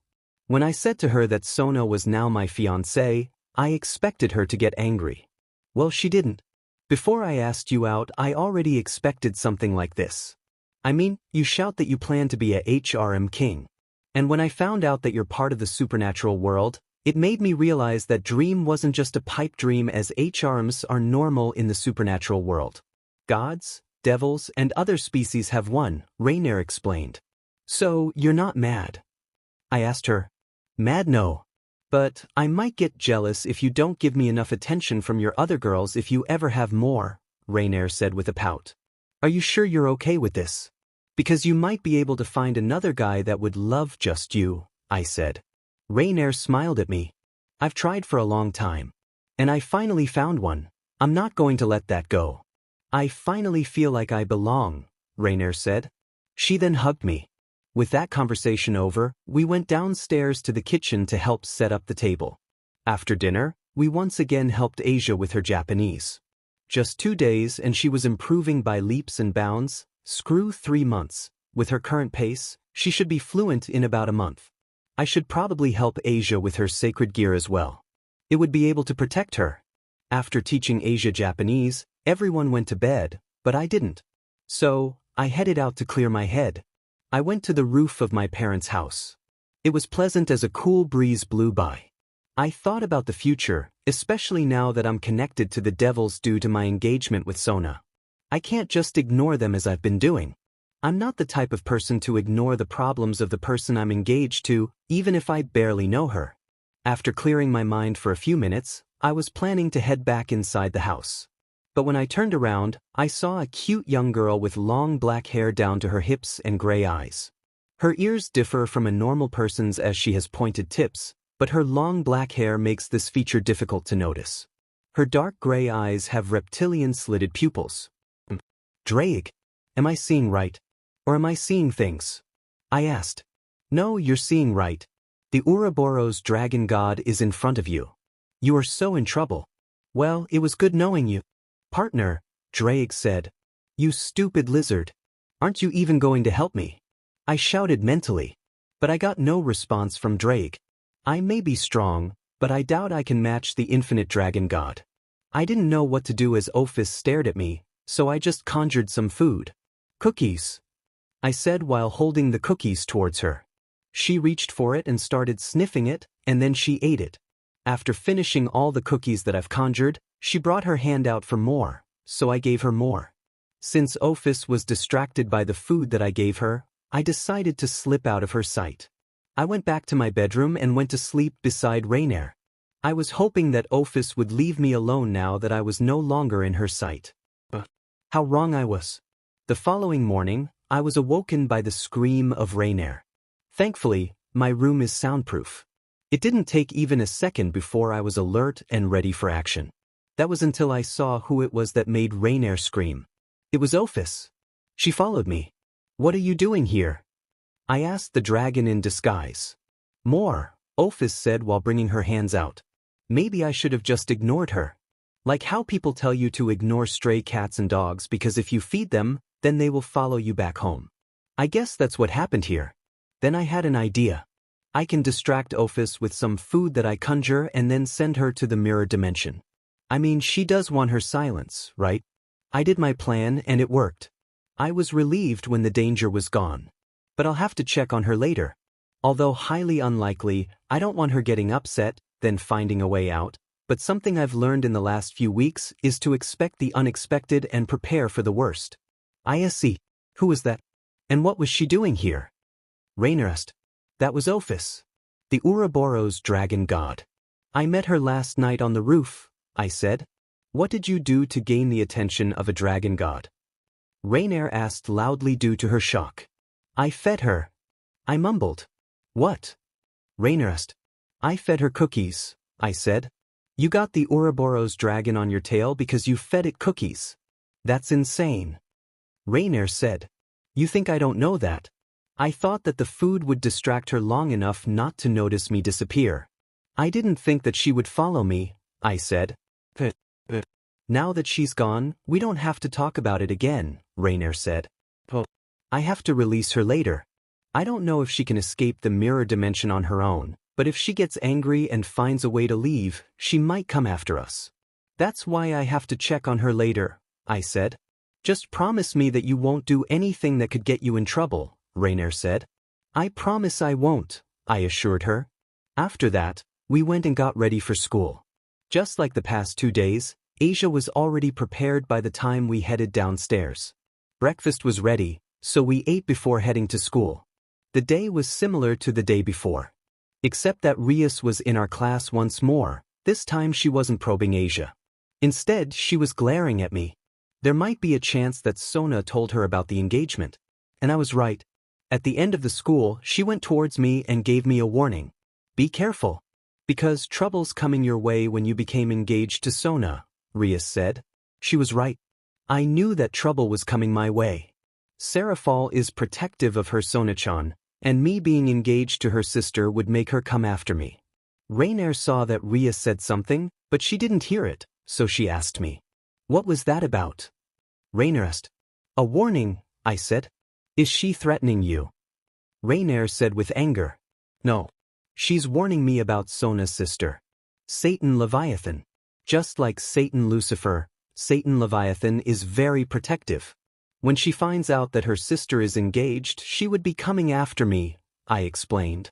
First the Ouroboros dragon, now a Satan. Why are you attracting such powerhouses? Rainier asked with a chuckle. She is afraid of the situation but finds it a bit laughable. Hence the chuckle. Poor choices. I said. Anyway, you and Asia go on home without me. I need to go to the mirror dimension and check on Ophis, I added. When Rainier and Asia left, I entered the mirror dimension and started looking for Ophis. It took a while, but I found her in front of my parents' house. I went towards her and she looked at me. She then approached me. Where is this place? It is silent just like my home. But different, Ophis said. I explained where we were and what it was. She seemed to understand but lost interest after a while and started asking me for food. While thinking, I realized I could use this chance to weaken the Cows Brigade. If I could make Ophis stop giving them her snakes, they wouldn't be as powerful. So, I decided to negotiate with Ophis. It took hours because Ophis wouldn't listen to anything I said unless I gave her cookies. The negotiation was both successful and unsuccessful. She agreed to leave and not return to the Cows Brigade since she could stay in the mirror dimension when she wanted silence, but in return, she would stay with me, and I'd feed her with cookies and other food. After I negotiated with Ophis, I planned to bring us to the real world, but then I felt Ophis touch me. When I looked at her, my vision started to get blurry. I don't know what Ophis did, but I felt sleepy, and my body was covered with purple and green light. In my mind, I could hear Drake asking me if I was okay and what was happening, but I couldn't answer him as I passed out. When I opened my eyes, I didn't know where I was, but I saw what seemed to be a dragon flying towards me. It wasn't slowing down, so I tried to duck, but it was useless.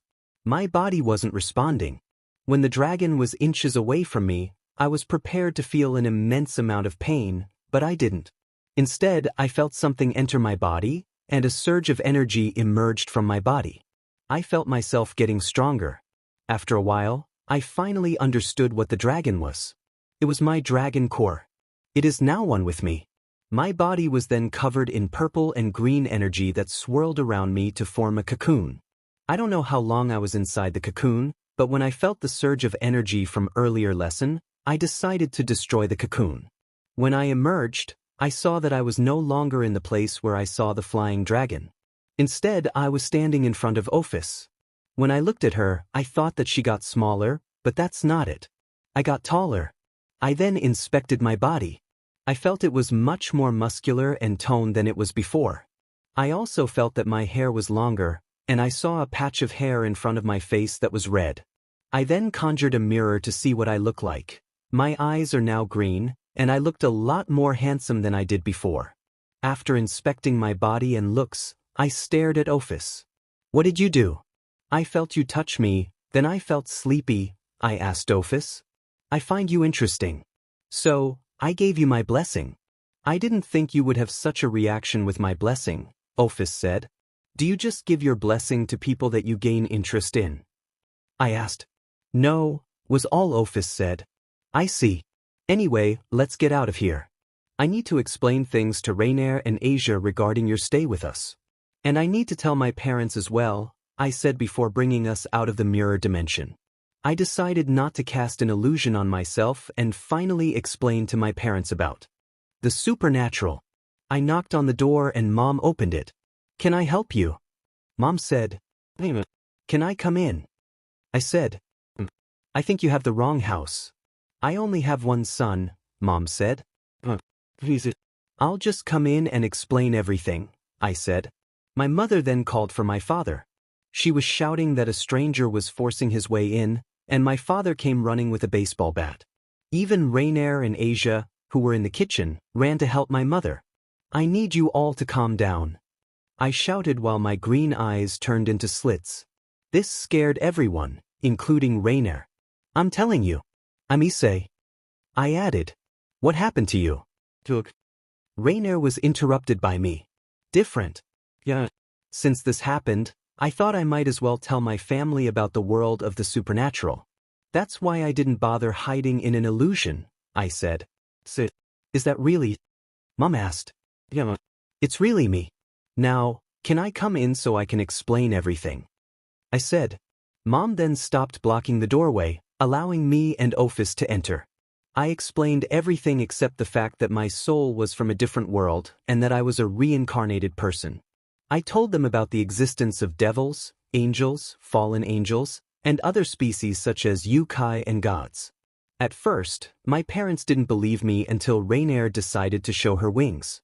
This made my mother faint. It took her 30 minutes to wake up. After explaining all I could, my mother asked me who the little girl was. I told them the truth. That little girl is a G-god. Mom asked. She's not a little girl. She's a dragon god with the ability to shapeshift. She can take on any form she likes, I explained. All of this is just too much information for one night. But I can't believe that you are on your way to fulfilling your dream, my dad said while nodding his head. He then got a look from Mom. Tell us, Issei. Are we safe? Mom asked. You're relatively safe. The supernatural isn't that interested in normal people, I said. Mom then let out a sigh of relief.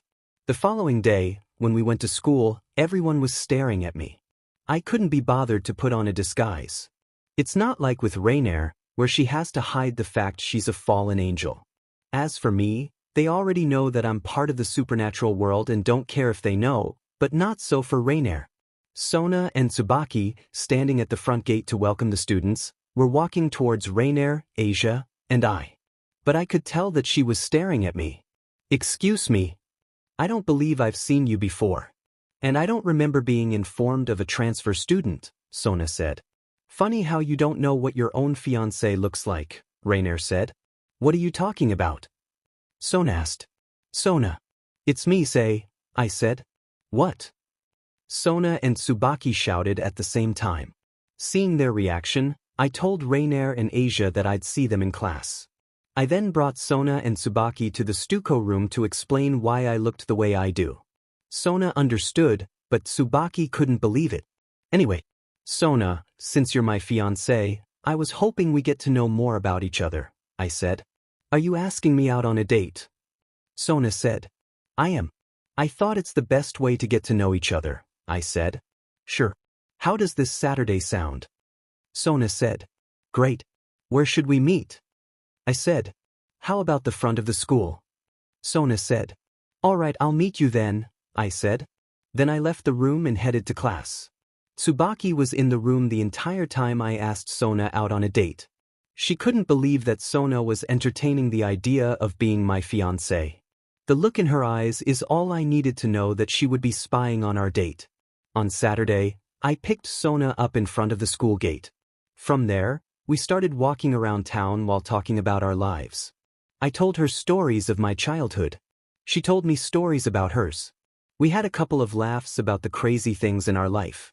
Like that time, I thought Irina was a guy, or how her sister Serafal would wear magical girl outfits everywhere. After walking around for a while, we passed an arcade, and Sona became curious. Apparently, she has never been to one. So, I asked her if she wanted to go in and try some of the games. Let me tell you, she isn't good at games. But she was good when it came to the claw machine. Not once did she drop any of the plushies she was aiming for, and no magic was being used. I was impressed. After that, we both went to a restaurant to rest. We ordered some food and I offered to pay. You would think that because of Sona's small frame that she isn't a heavy eater. That's not true. She ordered 3 large cheeseburger meals and 2 parfaits for dessert. Not bad. I like a girl who isn't afraid to eat as if she is enjoying the food. Outside the window of the restaurant that we were in was Tsubaki. She has been spying on us since the beginning. Now, I can dismiss Tsubaki, but I can't ignore the person behind her, which happens to be Serafal Leviathan. I was enjoying the date too. I hope they interrupt us at the end of the date, rather than in the middle. Through the date, Serafal and Tsubaki didn't come close to us. They were far enough that Sona wasn't able to detect them. Too bad that my senses were far better than Sona's. Although, thanks to my heightened senses, I can prepare in case Serafal decides to approach me. So, that's the fiancé of Sona. He feels weird, Serafal said. Leviathan-sama. Tsubaki shouted. Be quiet. We don't want them to see us, Serafal said in a whisper. How long have you been there? Tsubaki asked. Since the beginning, Serafal said. Tsubaki was shocked that Serafal was following alongside her, and she didn't even know. At the end of the date, I brought Sona back to her place. We had a wonderful time and even planned to go on a second date in a week. When Sona entered her apartment and closed the door, I was then approached by Serafal. She took me to the nearby park where it was empty. She then started questioning me. What is your intention with Sona? Serafal asked. Well, since we are engaged, I thought I'd bring her out on a date to get to know her on a more personal level. I thought that I might as well see if we have a connection. If we do, then great. But if we don't, then I would have looked for a way to break the engagement, especially if Sona isn't happy with it, I said. None of which was a lie. You don't seem to be lying. So, tell me what you think of Sotan. You seemed to be having fun with her earlier, Serafal said. Yeah. I mean, she is a wonderful young woman. Some may not like that she is quite strict, but I find it alluring. But when she was having fun earlier, it was on a whole other level. That smile of hers, it's special, I said, remembering the things I did with Sona earlier. It is, isn't it? Serafal said with a smile on her face. You don't seem surprised to see me. Can I assume that you know who I am? Serafal added. I do. You're Serafal Leviathan, the strongest female devil. And also, the sister of Sona Citri, I said. Tell me, are you getting close to Sona because of her title as heiress to the Citri clan? Serafal asked. Nope. I don't care about such things, I said. Serafal was thinking. She then looked at me seriously. If you hurt Sona in any way, I will be very upset. Do you understand? Serafal said in a firm voice. I assured her that she didn't have to worry. About that. You're strong.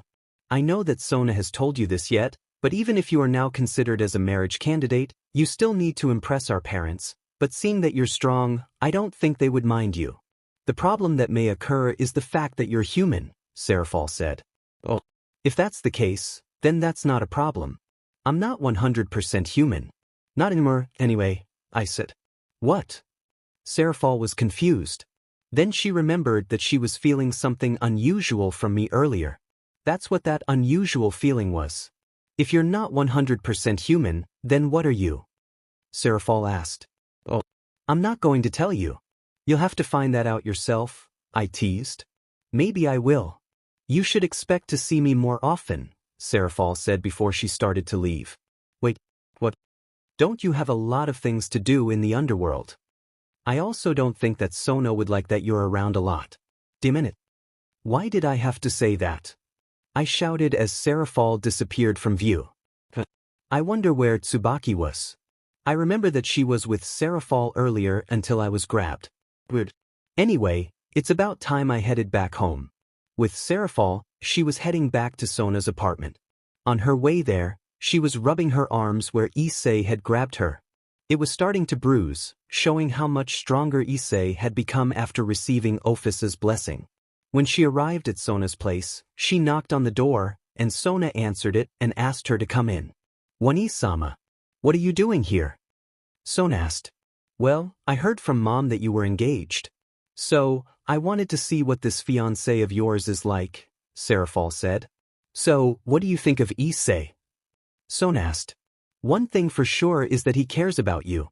I asked him multiple questions and he didn't lie once. Second, he's strong. Look what he did to my arms, Serafal said while showing her arms. Sona was wide-eyed when she saw the bruise on her sister. I knew he was strong, but to be able to do that to you was not something I was expecting, Sona said. You don't know the half of it. When my hands were on his collar and he pried my hands away, I can tell that he wasn't putting much strength to it, but it was enough to overpower me and bruise my arms, Serafal said. Why were your hands on his collar in the first place? You threatened him, didn't you? Wani-sama. We already talked about this. I can handle things on my own. Sona shouted. I know. I couldn't help myself. I'm sorry. Serafal said. Try not to do it again, Sona said with a sigh. Back to me. As soon as I got home, Rainier questioned me about my date. She asked me how it was. Did I enjoy it? Is there a second date? And other such questions. I had nothing to hide, so I answered everything honestly. I even told her about Satan Leviathan.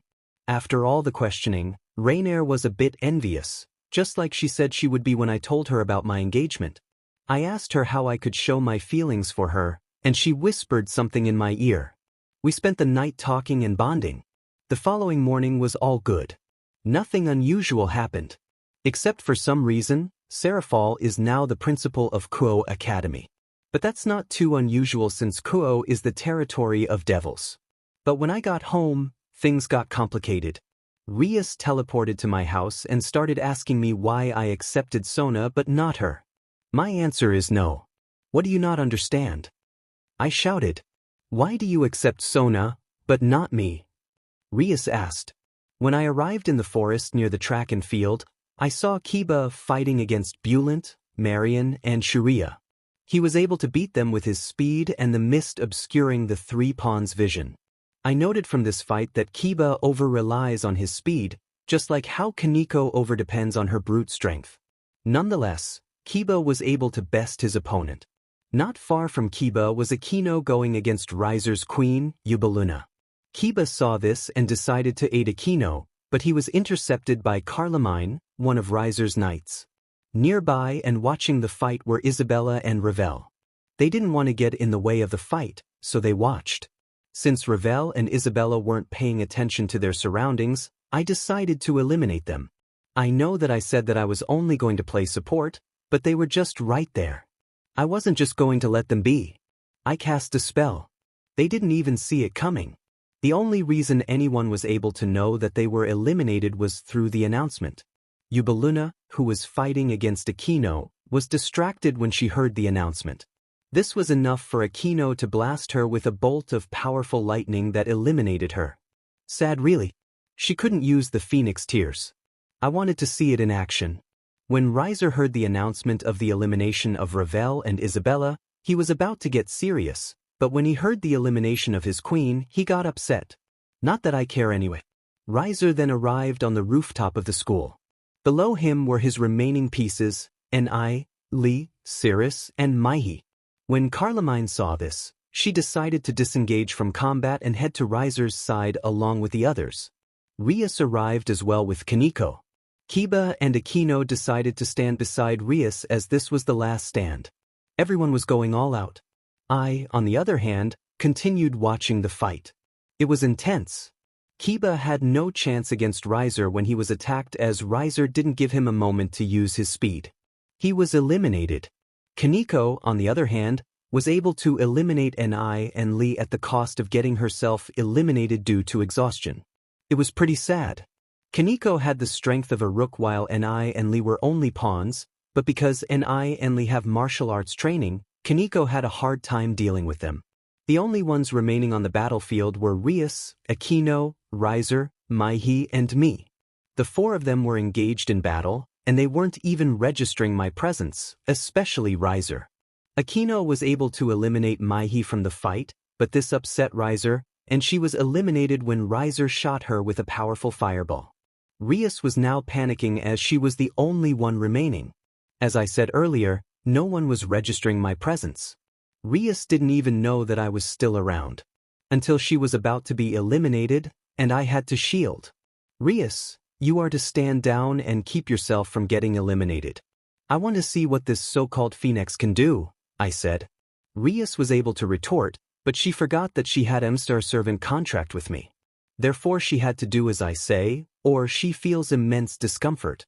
When she was far enough from the fight that she wouldn't be a hindrance, I faced Riser. You are nothing but a human. Who are you to give a devil a command? Riser shouted. He was upset that I made Rias do what I say, while Rias never listened to him. You may be a devil, but you aren't much, I said. This upset him further. I was doing this on purpose because I wanted to see how resistant my scales were to fire. And the best way to test it is against someone that wields hellfire. Riser blasted me with his hellfire, but nothing. I didn't even feel the heat, nor did it cause damage to me. I was hoping that I would be able to see what my scales are capable of, but I was just disappointed. Is that all the mighty Phoenix is capable of? If so, then you are quite disappointing, I said. In Riser's head, if his flames aren't going to eliminate me, then he would use his demonic strength to defeat me. That was a mistake. He tried to hit me, but I was able to dodge everything that he sent my way. That's because my instincts are warning me where I'm going to be hit. I avoided that place. The longer the fight went on, the more irritated Riser got. Then it hit him. He can fly. He could use that to his advantage. I will say, for a human, you're quite something. It's just too bad that you are incapable of flight, Riser said while flying towards me at high speed. I then jumped to my right to dodge him. He missed and looked back at me. He saw that a cloak appeared on me. To his shock, I was able to fly. I chased Riser the moment I summoned the cloak of levitation. I grabbed the back of his head and brought him down to the ground. I didn't stop my flight. I continued and moved Riser along the pavement. The pain that he was feeling was never-ending as he regenerated, and I continued. Eventually, the pain was too much for Riser, and he passed out. He was then teleported out of the battlefield, and Rias Peerage was announced as the winner. Rias and I were teleported out, but rather than celebrate, everyone was staring at me due to my actions against Riser. "What are you all staring at me for?" I asked. "And nothing," Kiba shouted. He remembered how he was yelled at me and tried to attack. Now he was glad that he didn't, as he didn't want what happened to Riser to happen to him. Sona was curious about the cloak I was wearing, and she approached me to have a closer look, but the moment she tried to touch it, her hands were smacked by the cloak. "Why did you hit?" "I just wanted to feel it," Sona said. "I didn't hit. The cloak did," I said. Sona looked at me with a glare that said she didn't believe me. I then asked the cloak of levitation to get off me. The cloak is sentient. It is capable of making its own decision, but it aids me during combat, especially when I need to fly, I said. Then the cloak went to everyone one by one and gave them a handshake. I mean, it doesn't have a hand, but it's sort of a handshake. A sentient magic item. It's fascinating. I don't believe I've seen such an item before. I mean, sacred gears are sort of sentient, but that's because of the soul sealed within, not the sacred gear itself, Sona said. Well, since the raiding game is over, I'm heading home. I don't have anything to do with Rias anymore, I said. Before I left, I saw Sona and Serafal give me a look, not a bad look, but a pity look. This stopped me in my tracks. About that, you know the contract that you signed with Rias, where she became your servant? Sona said. Yeah, of course, I remember. It is the reason that I was allowed to participate in the raiding game, I replied. Yes, that's the one. You see, we thought it would be removed within a month as that was the shortest the contract could function. Well, we used the wrong contract, and you will have Rias as your servant. Permanently, Sona said. What? Rias and I shouted in unison. For the first time, we are actually in sync. I was not too fond of it, and neither is she. What? You got to be kidding me, right? Please tell me there is a way to sever the contract. I said. Sona didn't have anything to say to that. Neither did Serafal. Sigh. Fine. I'll find a way to sever the contract. Do you mind handing over the spell formula that was used to make the contract? I'll need it to find a way to remove the binding, I said. Sona handed over the formula that was used to make the contract. Reading over the content, I already knew that it was going to be headache-inducing. The way the contract works is the same as the evil pieces. Since Rias was considered my servant, she would need to stay in close contact with me to keep the contract in check or cause issues.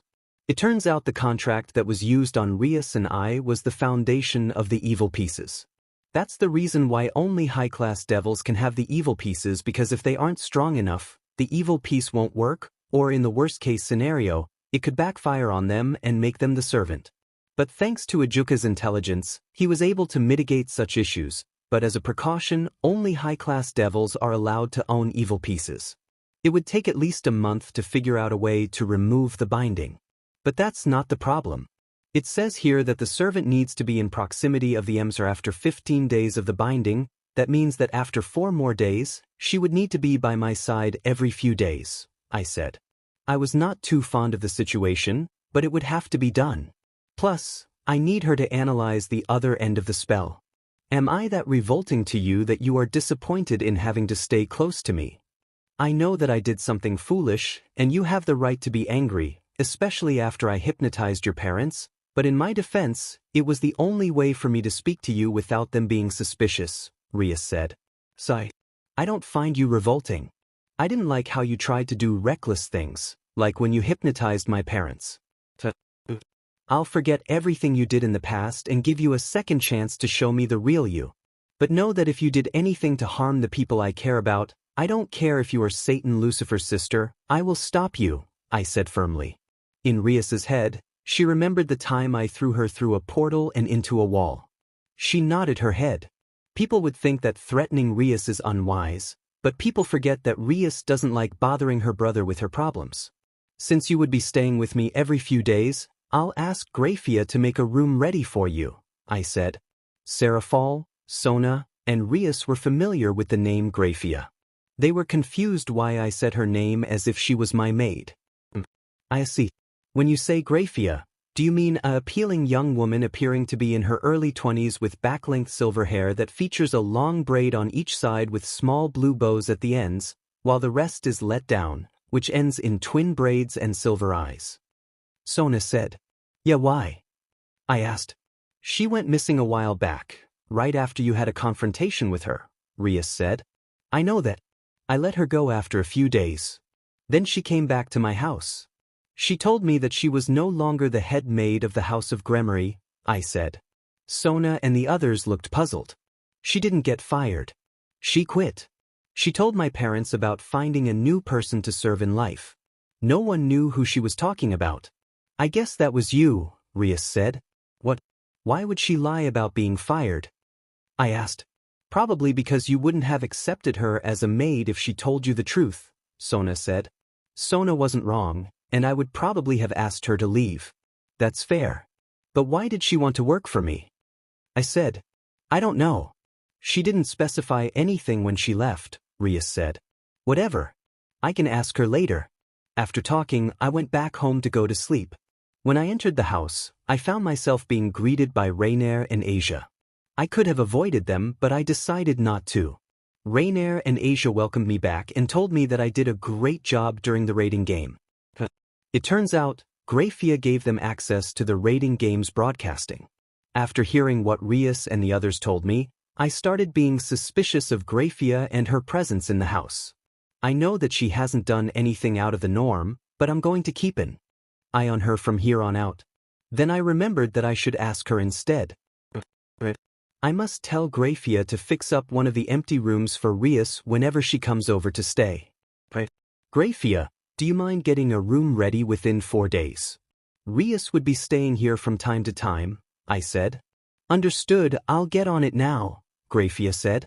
She then left to prepare the room. The Gremory heiress is staying here. I thought you didn't like her. Rainier said. I decided to give her a second chance. I know that everything she did was out of desperation, but if she does something reckless, I won't hesitate to take action, I said. This Rias, was she the red-haired girl that you told us hypnotized us to believe that she was a close friend? Mom asked. She's the one. I'm going to give her one chance to redeem herself, but I'm not willing to give another if she continues to act the same, I said. We continued talking until my parents decided to head to bed. Rainier and I were heading to our rooms, but Asia wanted to do the same. Rainier chuckled. From that, I already knew that she was responsible for how Asia was acting, but I didn't have any objections. Except when Asia started to get ready for bed. I know most guys would enjoy watching a girl get ready, and I do too, but I saw that Asia wasn't comfortable with it, so I told her not to force herself. Rainier pouted at my reaction. Then we all went to bed without any issue. The following day, everything was back to normal. Or as normal as it can be when you have a devil and a fallen angel in the house. When I woke up, I was being covered by Rainier's wings. I love waking up with them over me. Asia was hugging me as well. She feels different from Rainier, and she smells like flowers. After that, I woke both girls up and told them it was time to get ready for the day. Since it was the weekend, it was time for some training. Today, we are working on the range of Asia's sacred gear. And for Rainier, we are working on decreasing the time it takes for her to charge her light beam. As for me, I plan to research the magic formula to sever the contract between Rias and me. In the background, you can hear explosions. That's because Rainier is training her light beam. Beside her is Asia with a bunch of plants. She is using it to train her ability to distinguish between friend and foe. There are numbers on the plants, and this would determine whether it is friend or foe. As for me, I'm racking my brain to figure out how to sever the contract between Rias and me. It's been a week since the end of the raiding game, and I still haven't made much progress.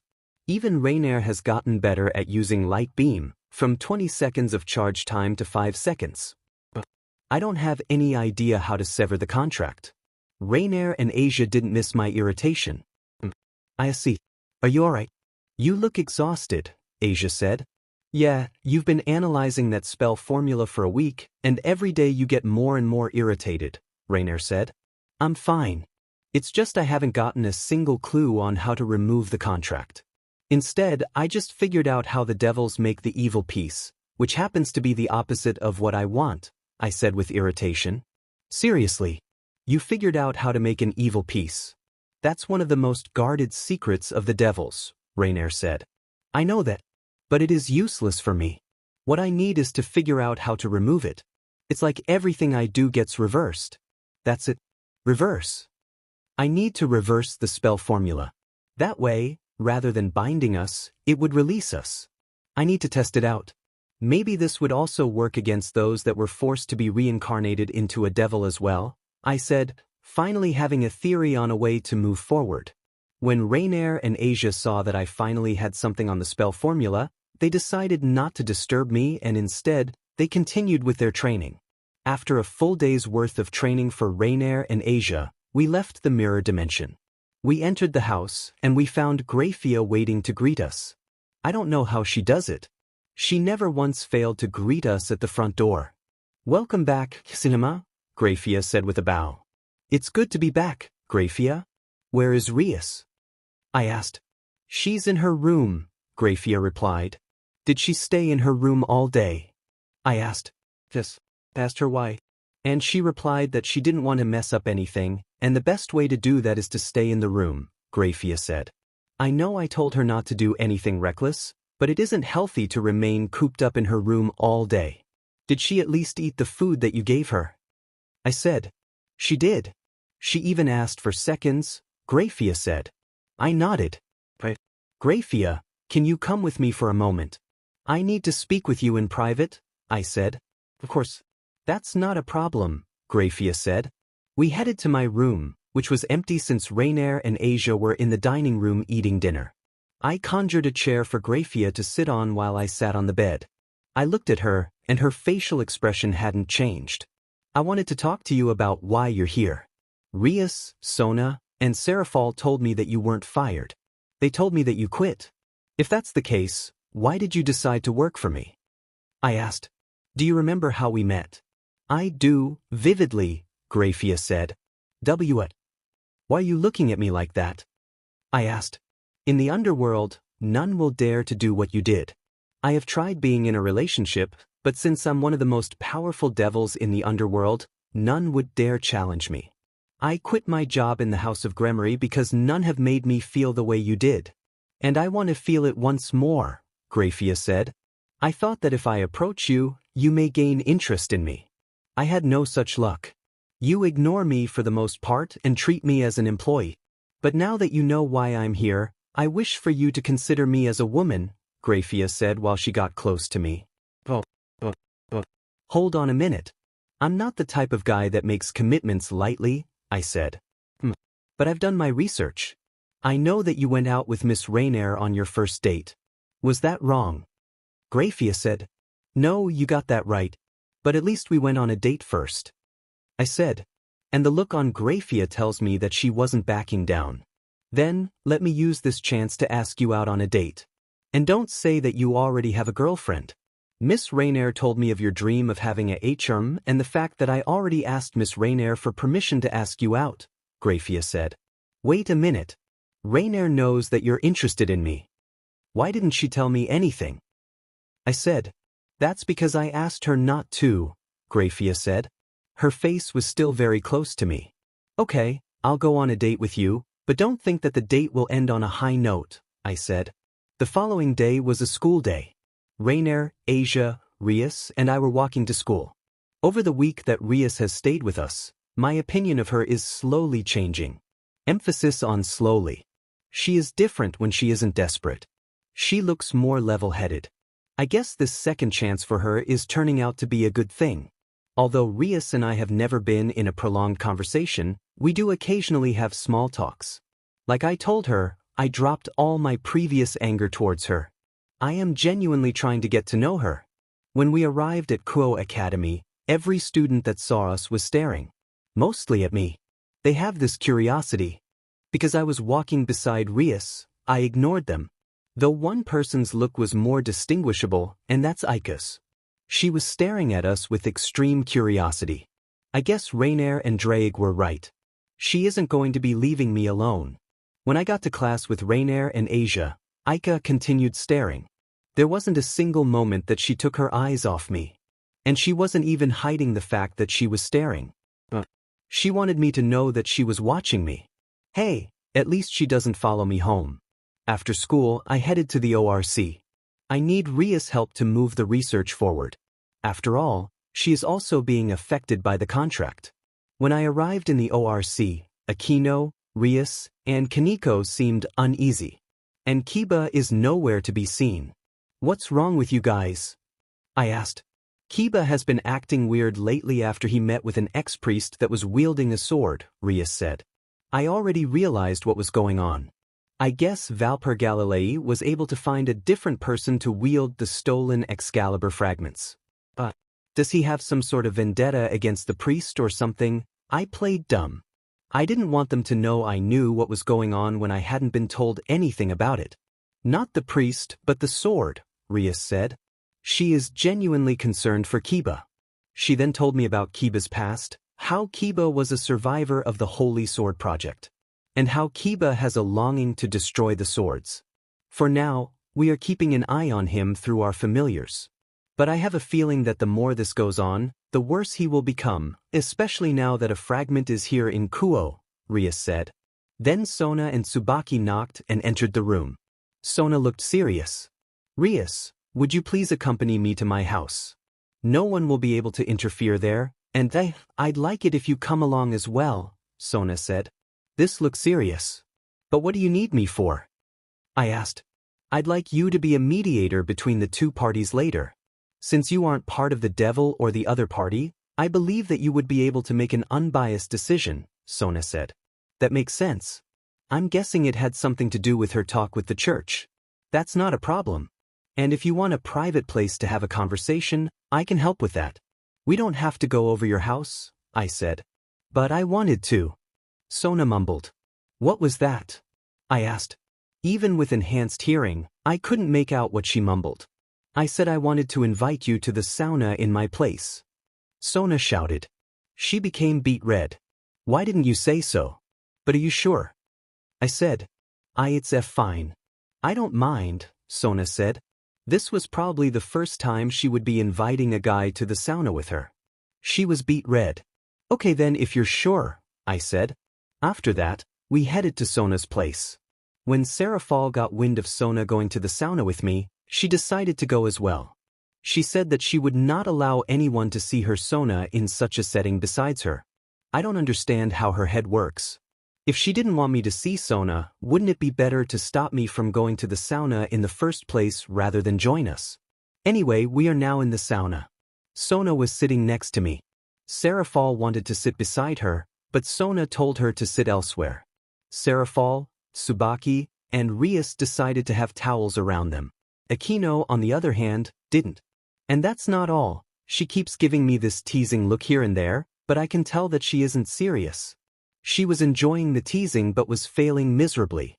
As for me, I have nothing to be ashamed of.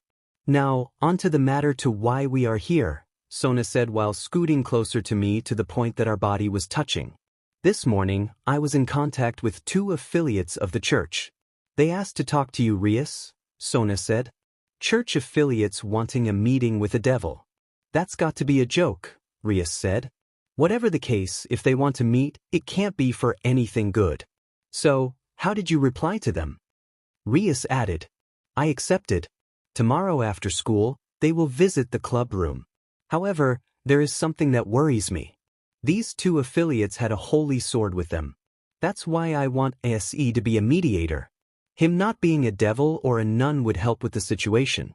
Plus, if a fight was to break out, he could easily end it, Sona said. Rias and the others looked at Sona, understanding why she invited me.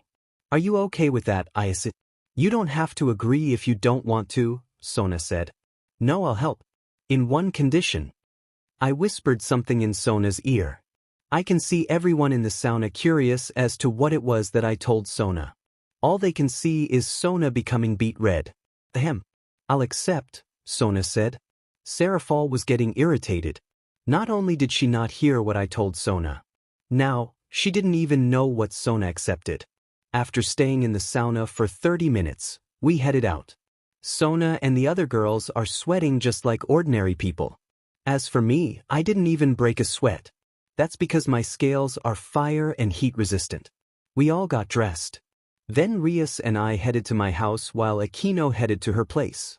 Of course, I kissed Sona goodbye, which irritated Serafal even further. When we arrived at the house, Grafia greeted us and told me that we have 2 guests from the church. Grafia then brought me to the living room, where my mom is talking to Irina and Zenobia. Now, you may be asking, why didn't Zenobia and Irina attack Grafia? Or Rainer? The answer is simple. Inside the house, a magic signature isn't detectable. I said it this way for such a situation like right now. I see. Welcome home. Mom said. Long time no see, Issei. Irina said with a wave of her hand. Same to you, Irina, I asked. I'm surprised that you remember her. She was such a tomboy back then. You used to think that she was a boy, Mom said. Yeah, I did, I said. I still have memories of the time I saw Irina as a guy. After all, I didn't call her Irina. I called her Hyoudou. Looking around, I could see Zenobia was eyeing Asia, but she had no idea who Rainer was. We continued to talk until it was getting late, and Irina and Zenobia had to leave. The whole time Zenobia was here. She was staring at Asia like how Ika stares at me. She doesn't hide it. Asia was uncomfortable, so we told her to head upstairs into the room. Zenobia started staring at me when Asia left, but I knew how to ignore people's stares, unlike Asia. I was used to it since I used to be one of the perverted trio. The following day after class, Rias and her peerage, except Kiba, was already in the ORC with the church duo, but they hadn't started the meeting. Rias was waiting for my arrival. Irina didn't have any problem waiting, but Zenobia wasn't. She was getting impatient. Why haven't we started yet? I don't know who it is you're waiting for, but we need to start this meeting now, Zenobia said. Rias didn't bat an eye at Zenovia's rude behavior. She stayed calm. It won't be long now. His presence is nearby, Rias said. It was then that I entered the room along with Ophis. Sorry I'm late. A certain individual was bugging me, I said while pointing at Ophis, who was eating chocolate while asking for more food. More. Ophis said while having her hand out. Ise, what are you doing here? Irina asked. She met with me just the other day and didn't feel a hint of magic on me, but now she was feeling powerful energy from me and Ophis, who she didn't know. I was asked to be the mediator in this meeting. I'm to make sure that none of you are hostile with one another, I replied. I then sat on an empty seat between the sofa of both parties. Ophis then decided to sit on my lap. Sit. Who is that? And what is she doing here? Rias asked. You've lived in my house for a week now. How have you not met Ophis? Aquino, who was drinking her tea, spat it out. Being the queen of Rias means she is quite knowledgeable of the highest-ranking beings. You don't mean the Ouroboros dragon, do you? Aquino asked nervously. That's Ophis. She's been living with me for a while now. I'm surprised Rias hasn't met her yet. I mean, she is always beside me when we're in the house, I said. Zenobia and Irina were sweating along with everyone else in the room. None of them expected to meet one of the most powerful beings on the planet. Anyway, we should start the meeting now, I said. No one had any objections to that, especially Zenobia and Irina. They didn't want to do something that would upset Ophis. They just wanted to leave as soon as possible. I am Zenobia Korda, and this is my associate, Irina Hyoudou, Zenobia introduced. For what reason would servants of God come to meet a devil? Rias asked. Although one is yet to be found, the remaining Excaliburs have been kept by the 3 divisions of the church. 3 of those have been stolen by the fallen angels, Irina said. Stolen? Aquino asked. The ones that we have are this, the Holy Sword of Destruction, Excalibur Destruction. And the one with Irina is the Holy Sword of Mimicry, Excalibur Mimic, Zenobia said. So, what do you want from us? Rias asked. From time to time, Zenobia or anyone in the room would look at me as I feed Ophis cookies, chocolate, cakes, macaroons, etc. They are uneasy in her presence. This particular problem is between the church and the fallen angels. We can't afford to deal with the devils of this city, Zenobia said. Wait a moment. You come to Kuo, the territory of the devils, and you say that you can't afford to deal with them. Newsflash. The moment you set foot on Kuo, you are already dealing with the devils. That's the reason why you're here, isn't it? So, I suggest you stop with your condescending attitude. Everything that happens in Kuo is in the devil's jurisdiction when it comes to the supernatural, whether you like it or not, I said. This made Zenobia angry. But she had to hold back as she didn't want Ophis getting angry. He's right. You're awfully condescending, Rias said. Devils despise the holy sword. We want to guarantee that you won't aid the fallen angel. After all, you are in the same position as the fallen angel regarding the holy swords, Zenobia said. Rias was getting angry. She didn't like the fact that Zenobia implied that she would work with the fallen angel. If we must, we will completely destroy you, even if you are the sister of a Satan, Zenobia threatened. I just raised an eyebrow to that and chuckled. Zenobia had the guts to threaten Rias when she didn't have the power to back it up. At this point in time, she can't even control Durandal. Wow. Such big threats coming from you. In fairness, I have threatened Rias multiple times, except the difference is that I'm not associated with anyone, which would mean my actions are my own and no one else's. But tell me, Zenobia, do you have the guts to go through with such a threat? After all, you are a part of an organization. You, attacking Rias would be seen as a hostile action by the church. Can you bear the responsibility of starting a war? I said. This shut Zenobia up. It was true that her action would be seen as being the orders of the church. After that fiasco, the meeting went smoothly. As Zenobia and Irina stood up to leave as the meeting had ended, Kiba entered the room. He was staring at Zenobia and Irina with determination in his eyes as he stared at the sword in Zenovia's hand and the ribbon on Irina's shoulder. They didn't know who Kiba was and why he was staring at them. Who are you? Irina asked. I am your senior.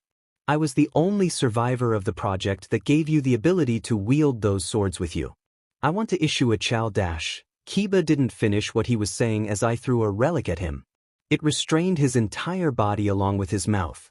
This relic is known as the Crimson Band of Sidorak. That's better. The meeting has ended on a friendly-ish term, and I won't allow a dunderhead like you to mess that up. For now, I'll leave the restraint on you for as long as I want. And trust me, even if Rias plead me to take them off you, I won't, I said. Kiba stared at me with frustration. The meeting concluded, and I had an idea to help Kiba cool off. I opened a portal to a safe location and sent him there for a while. Even after seeing what I did, Rias did not say anything. She was just confused at the place that I opened a portal to. As for Aquino, she enjoyed the view on the portal. Kaneko, on the other hand, became red after what she saw. A few hours later, when I got home, Irina and Zenobia knocked on the house door. It turns out that Irina used all the money they were given for the mission on a painting because she thought it was a painting of a saint. Unlike in the show, Irina and Zenobia didn't have problems taking shelter in my house since I'm not part of the Devil's organization. You can stay as long as you like, But I suggest you don't make any trouble or I will kick you both out, even if Irina was my childhood friend, I said. No problem. We promise to behave, Irina said. I then called Grafia to ready a room for Irina and Zinovia. The church duo was shocked to hear the name of the maid. So, was that Grafia Lucifuge? Irina asked while gulping. Yeah, but you don't have a problem with her, do? I said. It's just that. I couldn't tell that she was a devil. I thought that she was a regular person like I thought you were, until earlier, Irina said.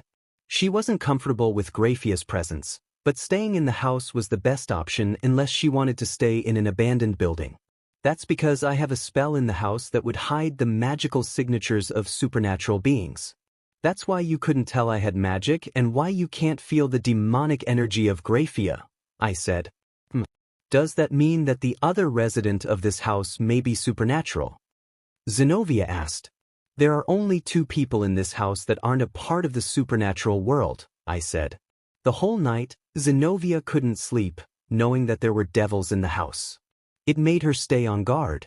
Although she knows that I'm not a devil as my magic signature is not demonic, she still doesn't trust me. Hence, she ignored me when I said that Grafia wouldn't attack them. The following day, Zinovia and Irina left the house to continue with their investigation. As for me, Rainier and Asia, we are heading to school.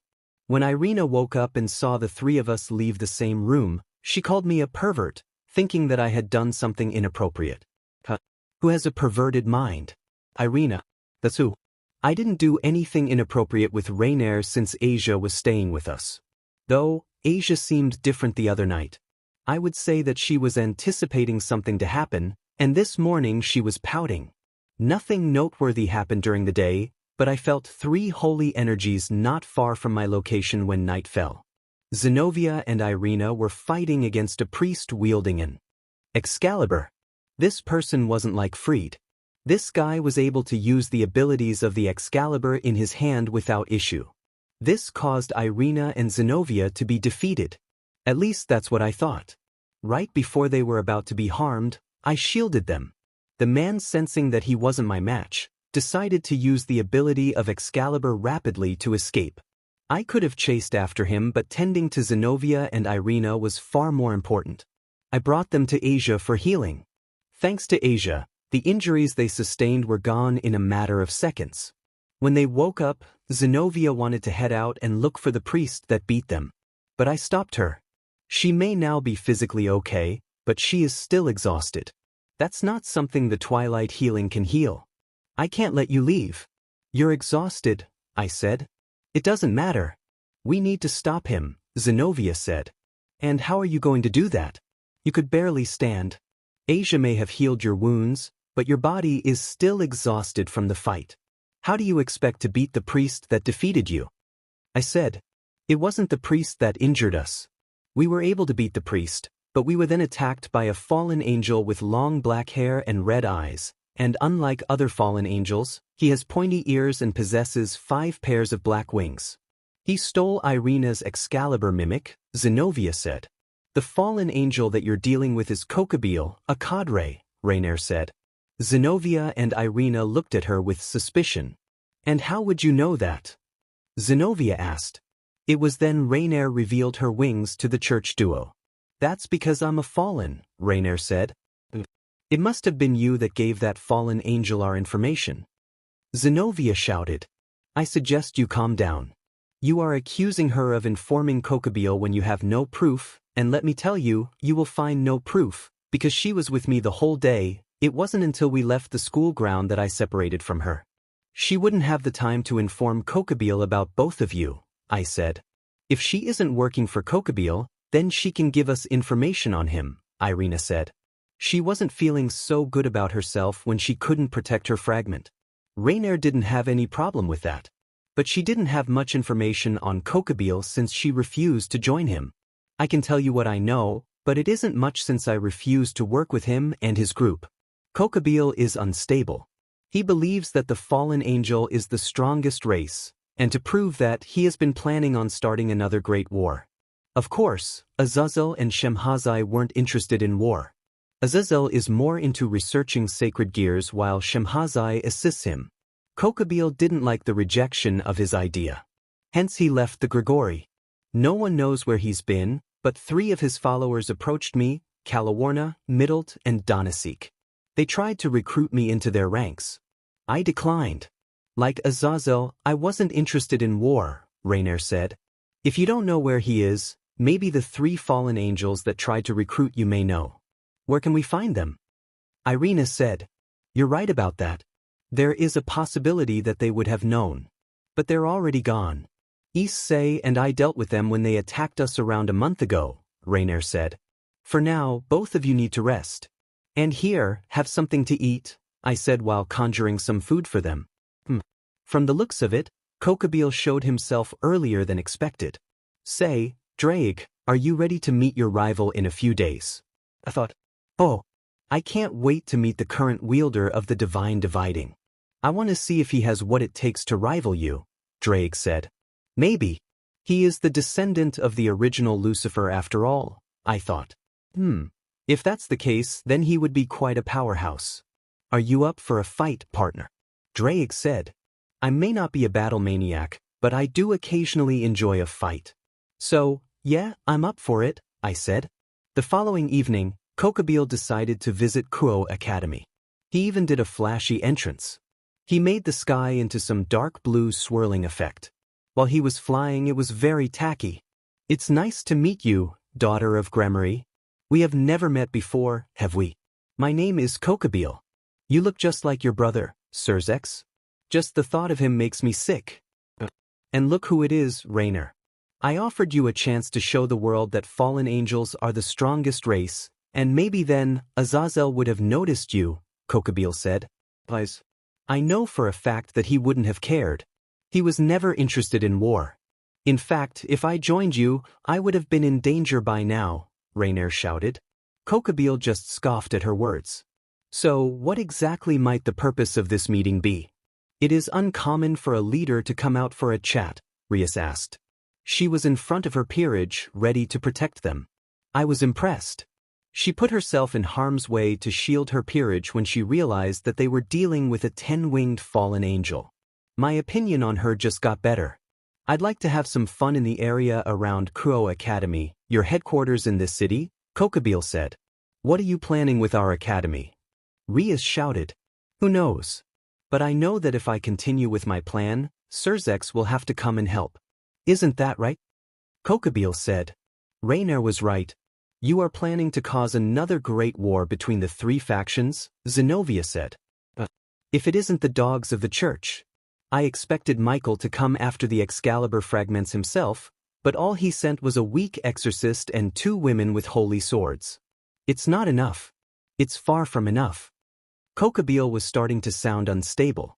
The 3 factions are teetering on the brink of war. That means one small nudge from me can tip them over the edge. Kokabeel shouted. While speaking to Kokabeel, no one realized the energy signature in the track and field area. I did. I knew what was going on. Valper was fusing the 4 Excalibur fragments that were on him. Rapidly, Nightmare, Transparency, and Irina's Mimic. I didn't tell anyone since I wanted to see what the fused swords were capable of against one of my weapons. After Kokabeel left for the track and field, Sona called her peerage to set up a barrier around the school ground. This was to make sure that Kuo wouldn't be in danger. But I told her that it was unnecessary. Then I sent all the people in Kuo Academy into the mirror dimension. They didn't even know it. The only indication was that the place was momentarily distorted like broken glass. What the? Where are we? Sona said while pushing her glasses into place. This place is called the mirror dimension. A place I used to train, I said. But it looks just like the real world, almost like the place the raiding game takes place, Sona said. There is a big difference between this place and the raiding game location. This place isn't limited to a small area, I said. Anyway, we have to go where Kokabeel went, and I believe that's the track and field, I said. Then we headed in that direction. When we arrived, we all saw Valper trying to fuse the Excalibur fragments that he had collected. Looking in the sky, I saw Kokabeel sitting in something akin to a throne. No one saw him. He was watching us before he spoke. I heard that Valper has been dying to fuse 4 Excaliburs into one, Kokabeel said. This caught the attention of everyone. Kokabeel. Sona and Rias said. So, is either Serafal or Surzex going to come? Kokabeel asked. He didn't care which one arrived. Neither. Not like they can come here anyway, I said. And why is that? Kokabeel asked. You still haven't realized it, have you? We are no longer in the Kuo that you know. Why don't you try and detect any living beings? I bet you won't be able to, except for those that are here, I said. Kokabeel did as I said, and he couldn't feel a single life force that wasn't ours. This made him angry. That's impossible. It should be impossible. How were you able to evacuate the residents of Kuo in such a short time? Kokabeel shouted. Oh, we didn't. You're right. It is impossible to get the residents of Kuo evacuated on such short notice, but we didn't have to. Instead, I sent you and your posse here, in this dimension. You didn't realize it, did you? I said. I was taunting Kokabeel on purpose. Since you've bothered to come here, why don't you all play with my pets? Kokabeel shouted. He then summoned 2 Cerberus. I'll leave the Cerberus to you guys. I'll deal with Kokabeel personally, I said. Essie, wait. Sona, Rainier, and Asia shouted. I know that you're strong, but Kokabeel is a cadre. He is one of the few survivors that fought God. I don't want you to get hurt, Rainier said. She's right, Sona said. I see. Asia said with a worried tone. You girls don't have to worry. I'll be fine. I have something that will prevent me from getting hurt. Besides, I haven't shown you everything I'm capable of, I said with a smile on my face. It was closer to a smirk. All right, I'll believe in you, Rainier said. I will too. But please, if you're in trouble, leave. I don't want you to get hurt. For once, I was able to find a man that I don't despise. I don't want to lose you now, Sona said. I just nodded and headed towards Kokabeel. I had to take out the cloak of levitation since Kokabeel was in the sky. He saw me and stared. That's interesting. Amongst you all, I thought it would be the Gremory that would fight me, not you. But no matter, after I face you, maybe that Citri heiress would come after me, Kokabeel said while tossing a massive light spear my way. I blocked it without effort. I wasn't trying to stop Kokabeel now. I was wasting time. I wanted to see the power of the fused Excalibur firsthand, after all. It won't be that easy to face me, I said while having a Tau Mundalas on both hands. Back on the ground, Zenobia, Rias, Sona, and the others were fighting against the Cerberus.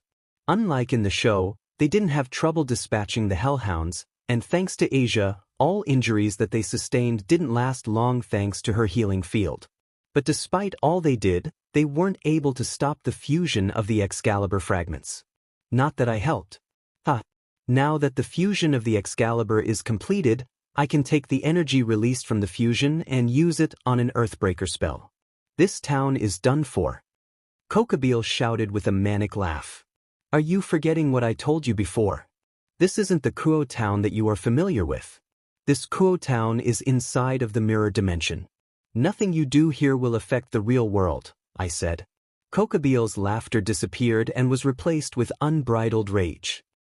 You will pay for this. I will make sure to break every bone in your body before I face you. I will make you suffer. Take the fused Excalibur and face all the devils. This man is mine to challenge. Kokabeel said. Impressive. You have such a powerful weapon, and you give it to the person that lost against the 2 church associates. Why don't you take the sword for yourself and show me what the fused Excalibur is capable of? I said. Everyone on the ground was confused as to why I would suggest such a thing to Kokabeel. I just made everything harder for myself. Kokabeel then took out a crystal. He then absorbed it onto himself. This was a crystal created to give the one that absorbs it the power to wield Excalibur. After Kokabeel absorbed it, he then took Excalibur. The first thing he did was eliminate the ex-priest named Carlos and Valper while having a burst of manic laughter. You're right. Why should I give the power of this sword to an inferior race? With this sword, if I was to target the Gremory or the Citri heiress, the Satans will think that the church did it. Thank you for giving me such a wonderful idea. As thanks, I'll tell you all a little secret. God is gone. Ha. And me being able to use the Excalibur is proof of that, Kokabeel shouted. He then flew towards me with the fused Excalibur, ready to strike. The moment the blade was about to hit me, I parried it with my sword. My own Excalibur. What is that sword? And how is the light it emits far more powerful than my fused Excalibur? Kokabeel demanded an answer. This is my Excalibur. The sword of promised victory. A sword unlike yours. I said. I then cast a spell that would disable the ability of anyone to fly. Both Kokabeel and I dropped from the sky. I fell because I chose to. As for Kokabeel, he fell because he couldn't counteract the power of the spell. Impossible. There is only one true Excalibur. And they were fragmented into 7 pieces. That sword in your hands cannot be Excalibur. Kokabeel said. Believe whatever you want. It doesn't change the facts. This sword is Excalibur, I said. I then took out the cloak of levitation and created an armor out of mana, which looked like proto-saber. Now, show me what the so-called fused Excalibur is made of. I said. I then charged at Kokabeel. He blocked my slash, but that was a mistake because I used mana burst and sent him flying. This wasn't enough to put him down for long, as he stood up moments later and charged at me using the speed he gained from the fused Excalibur. Kokabeel and I continued to exchange blows. The amount of pressure that we are emitting every time our swords connect was enough to blow away those that were 20 meters away from us. Sona and the other devils had to retreat as the aura of the fused Excalibur was starting to affect them. As for the non-devils such as Rainier and Asia, they withdrew just like the devils as they knew that they were no match for Kokabeel, and they would get in my way. Come on, Kokabeel. You survived the fight against God. Don't tell me that this is all you've got. I taunted. Kokabeel then used the energy of the fused Excalibur to create a massive light spear. He tossed it at me and I used mana burst to obliterate it.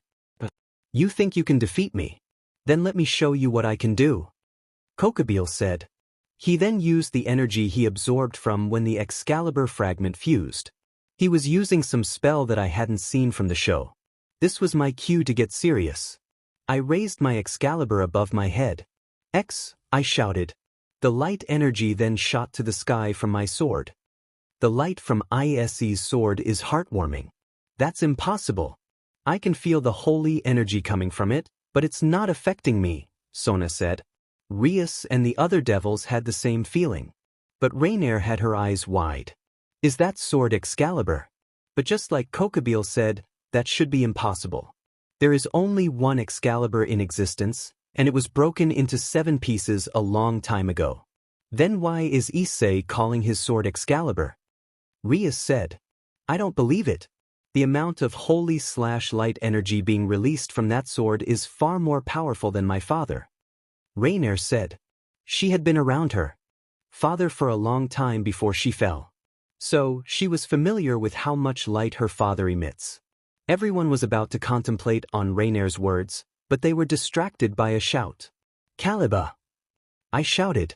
Then I swung Excalibur downwards. No. Kokabeel shouted as the light of Excalibur enveloped him.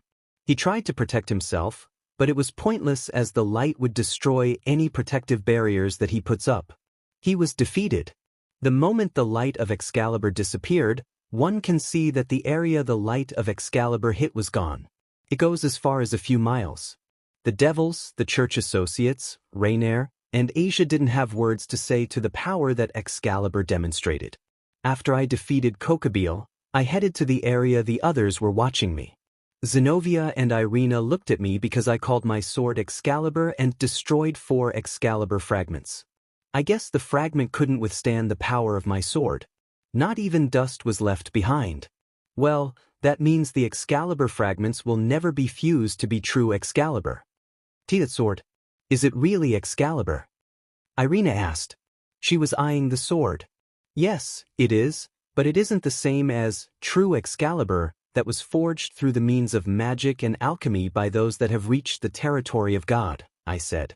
I then showed them the sword, and they noticed the writing on it but couldn't understand it. What language is that? I've never seen it before, Zenobia said. She inspected the sword without touching it. I know that language, but it hasn't been around for a long time. It's the language of the fairies, Rainier said. She was confused why my Excalibur had the language of the fairies because they didn't put their language in anything that they didn't make. Can I ask, why does it have the language of the fairies? Rainier added. That's because they forged my Excalibur, I replied without giving any more. I returned Excalibur to Avalon. Let's head out of here, I added. I then made a portal out of the mirror dimension. The moment we left the mirror dimension, we were met with two people. One of them is a tall man appearing to be in his 20s with an average build, black hair, golden bangs, and a black goatee. He also possesses 12 jet black feathered wings that grow out from his back. This was Azazel. The second person was a young woman with light silver hair and hazel eyes. She's wearing a dark green V-neck shirt with a high-collared black leather jacket. At least now I know that this world is different from the show. Valley is a girl. What's her name gonna be? Valeria. Azazel-sama. What are you doing? Rainier said. About that. Azazel said, then he explained. Before Kokobile was sent to the mirror dimension, Azazel was near Kuo Academy. It was then that he saw a burst of light hit the sky. It was the spell that Valper was using to fuse the Excalibur fragments. Azazel knew something was wrong and suspected the fallen angel he had been searching for might be responsible for the current situation. He called for the wielder of the divine dividing, as his own presence could be seen as an invasion. When the wielder arrived, the light disappeared along with the energy signatures of everyone in Kuo Academy, prompting Azazel to rush there, fearing the worst. The young woman he called over followed him. Upon arrival, there were no signs of a fight. Azazel analyzed the academy but couldn't trace any magic that might have caused the disappearance. After an hour of searching for clues, Azazel was ready to leave with the young woman. As they flew into the sky, a portal opened, and Issei and the others emerged from the mirror dimension. Well, that's what happened. When you all disappeared, I feared the worst. Thankfully, that's not the case. So, what happened? Azazel asked. That Psycho Kokobile happened. He wanted to restart the Great War and use Rias and Sona as bait to lure Surzex or Serafal to kill them. Rainier exclaimed. So, where is Kokobile? Azazel inquired. He's gone and I'm glad for it, Rainier replied. Your dislike for Kokobile runs deep, Azazel noted, though saddened by the loss of another fallen angel. May I ask what you, the Governor General, are doing here in Kuo, the territory of the devils? Rias asked. I'm not here for a fight. I was looking for the wielder of the boosted gear. I sensed the awakening of the Red Dragon Emperor/Empress, but the signature kept disappearing. It piqued my curiosity, Azazel explained. If you're the Governor General of the fallen angels, then you must know. Is it true that God is gone? Zenobia asked. Irina and Asia also wanted answers. Where did you hear that from? Azazel asked. Kokobile said it during Issei's fight against him, Zenobia answered. What he said is true. But it's best if you ask Michael about it since you probably trust him more than me, Azazel advised. Irina, Zenobia, and Asia were questioning their beliefs. Azazel-sama, why did you bring her here? Rainier asked, pointing at the girl beside Azazel. I planned to send her to retrieve Kokobile, but after you all disappeared, I came personally. To my surprise, there was nothing here until you all returned, Azazel said. Who is she? Son asked. She is my foster daughter and the wielder of the divine dividing, Azazel replied. Let me guess, her name is Valeria, Issei said, surprising Rainier and Azazel. How do you know that? Rainier asked. Please don't tell me you gave her the nickname Vale, Issei said. This is getting weird. How do you know my name or my nickname? I'm sure I've never seen you before, Valeria said. Forget I said anything, Issei replied. From the looks of it, you've been following me. Valeria accused. What? Are you insane? I spend most of my days with Rainier and Asia. I don't have time to follow you, and I don't even know where to find you. Issei retorted. If that's true, then how do you know my name and nickname? How do you explain that? Valeria demanded. You know what? I don't have to explain myself to you, Issei said, and they glared at each other. Anyway, it looks like everything is okay here. Valeria and I will be taking our leave, Azazel said. The duo flew into the night sky and disappeared. After that, we all headed home to rest. When we got home, Zenobia started questioning me. She noticed I didn't react to the news about God. Tell me, Hyoudou Issei, did you already know about this? Zenobia asked. Irina and Asia waited for an answer. Yes, I've known for a while. I told Rainier about it when we met Asia, I said. Rainier was surprised I mentioned her. I see. Don't bring me into this. Rainier exclaimed. So, it is true then. If that's the case, what is the point of our devotion? What is the point of all the teachings we follow? Was everything a lie? Irina said, starting to spiral. Irina, calm down. Even if things have changed, the teachings still hold value. They give people hope, and that's what's important, I said. Irina was in tears, but my words calmed her a bit. Irina didn't stop crying for a few hours. Rainier and Asia let me stay by Irina's side. Zenobia went to her room. I continued to comfort Irina until she fell asleep.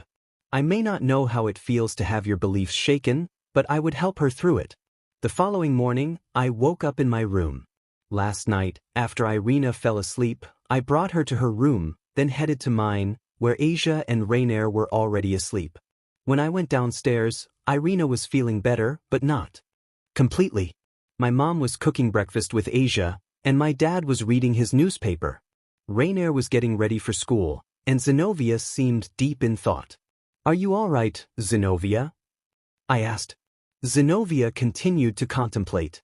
I was about to leave her alone, but then she spoke. I was contemplating what to do next. For as long as I can remember, I have followed the teachings of God, but knowing that He is no longer with us, I thought it was time I do what I longing. And now that I know that God is gone, I'm a hindrance to the church, so is Irina, Zenobia said. What exactly is your longing? I asked. I have a feeling I shouldn't have asked because she is looking at me strangely. I've always wondered what it would be like to have a family. And who better to help with that than someone as powerful as you, Hyoudou Issei. So, until I've done just that, I'll be staying in Kuo, somewhere near you, Zenobia said. Didn't Zenobia get interested in my show counterpart because of me being the Red Dragon Emperor? So, why is she still interested in me? She doesn't even know I have Draig. Not that I mind. Just curious. Concentrate, ISE. You can't be looking for another member of your group. You still have a Satan-class devil to take on a date. Trust me, you promised to bring her on a date, and you better take her on a date, especially now that your parents have taken a liking to her, not add another member. You can do that later, Draig said. What? I wasn't planning to add another member. I was just thinking why she was interested in me, I said. I told you before, even if you hide me no matter what, you will be attracting trouble and the opposite gender, Draig said. I know that. That's the reason why I don't plan to hide you, I said. Really? Then why haven't you wielded me once? You could have done so against the White Dragon Empress, Draig said. Do you really want to have a battle then and there? Wouldn't you like to be on a more glorious battlefield? But if you really want to fight the White Dragon Empress, you don't have to wait long in the peace conference. You can have your fight there, I said. Oh, what makes you think that? Draig said. Really? You're asking that? For one, I was the one that defeated Kokabeel, and having that kind of power could be considered a threat to the three factions. And the next reason is the biggest. I have a sword I called Excalibur, and the angels will be interested in it since Sona and Rias would have to add that in their report, I said. That's true. But what are you going to do when the angels want you to hand over the sword to them? Draig said. I'll give it to them, I said while laughing. You're planning something. You're a dragon. And dragons don't just give away things they own. We are greedy by nature, Draig said. That we are. And those that dare take what is ours will get what they deserve, I said. My eyes momentarily glowed and became slitted before they returned to normal. If you're planning to stay in Kuo, then you can stay in our house for as long as you need, my mom said to Zenobia. Thank you for the offer, Mrs. Hyoudou. That would make it easier to get closer to Issei, Zenobia said. Irina then threw something in Zenovia's face. I'm staying here as well. I won't let you get close to Issei alone, Zenobia. If that's okay with you, Mrs. Hyoudou, Irina said. That seems to get her out of her depression even more. Oh, that's fine, sweetie. I'm just hoping that Issei would give me grandbabies soon, my mom said. But not too soon. Not until you're done with high school, my dad said. Did you hear that, Issei? Your parents are okay with us. Zenobia said with glee. I just facepalmed. Later after school, I went to meet with Sona. During the fight with Kokobile, I don't know why Serafal wasn't around. I remember that she was supposed to be the principal of Kuo Academy. She was dragged back to the underworld. She has neglected her paperwork for quite some time to stay here in Kuo. She will return when she is done with the paperwork, Sona said. She remembered how Serafal's people had to drag Serafal back to the underworld since she refused to separate from Sona. Paperwork seems to be the nemesis of every race, I said. It is, but I quite enjoy it, Sona said. So, Sona, do you remember the thing you promised me in the sauna? I asked. Of course I do. And I'm looking forward to having alone time with you. But are you sure that's all you want for helping with the meeting? Sona asked. That's all you say? To me, spending time with you is a wonderful reward. Plus, I get to see you in all your glory. Spending time in the sauna with you alone with talking about our lives and our future, that's a better reward than anything material, I said. This made Sona blush. Ahem. If you're okay with it, how about we meet in an hour? I just need to finish this report for the higher-ups in the underworld. I see. Should I mention that you have a sword you called Excalibur? Sona said. It was why she still hadn't finished the paperwork. She was finding a way to make sure that the sword wouldn't be mentioned, but it would be hard. Plus, it might contradict Ria's report. I don't mind. I wouldn't have used the sword if I didn't want its existence to be known, I replied. Are you sure about this? You know that the church might come after the sword, Sona warned. I know. But just like I told someone earlier, I will give it to them, I said with a laugh. You're planning something, Sona said. Maybe. Maybe not. If you want to find out, then you'll have to be there when the church asks for it, I said. After Sona was done with her report, we went over to her place and had a nice relaxing time in the sauna. We talked about our plans for the future. I told her that I wanted to have a big family, hence why I wanted to be the HRM king. Sona then told me her plan of making a school teaching about raiding games in the underworld. She also told me how many of the higher-ups in the underworld mocked her vision for the future. I feel sorry for her. She doesn't know yet that the higher-ups rigged the official raiding games. It was here that I resolved to help Sona with her vision for the future. And for that, I would need to expose the true nature of the raiding game. Who better to do it than Cleria Belial? I plan to use an item I got from my wish to get Cleria and Masaomi back since they are a symbol that can change the world. A devil and God's follower being in love. A way to solidify the peace treaty in the near future. Today, I hope, will be a relaxing day. And since it is summer, why not have a pool day? Right? We don't have a pool. Well, no problem. It isn't that hard to make a pool when you have magic.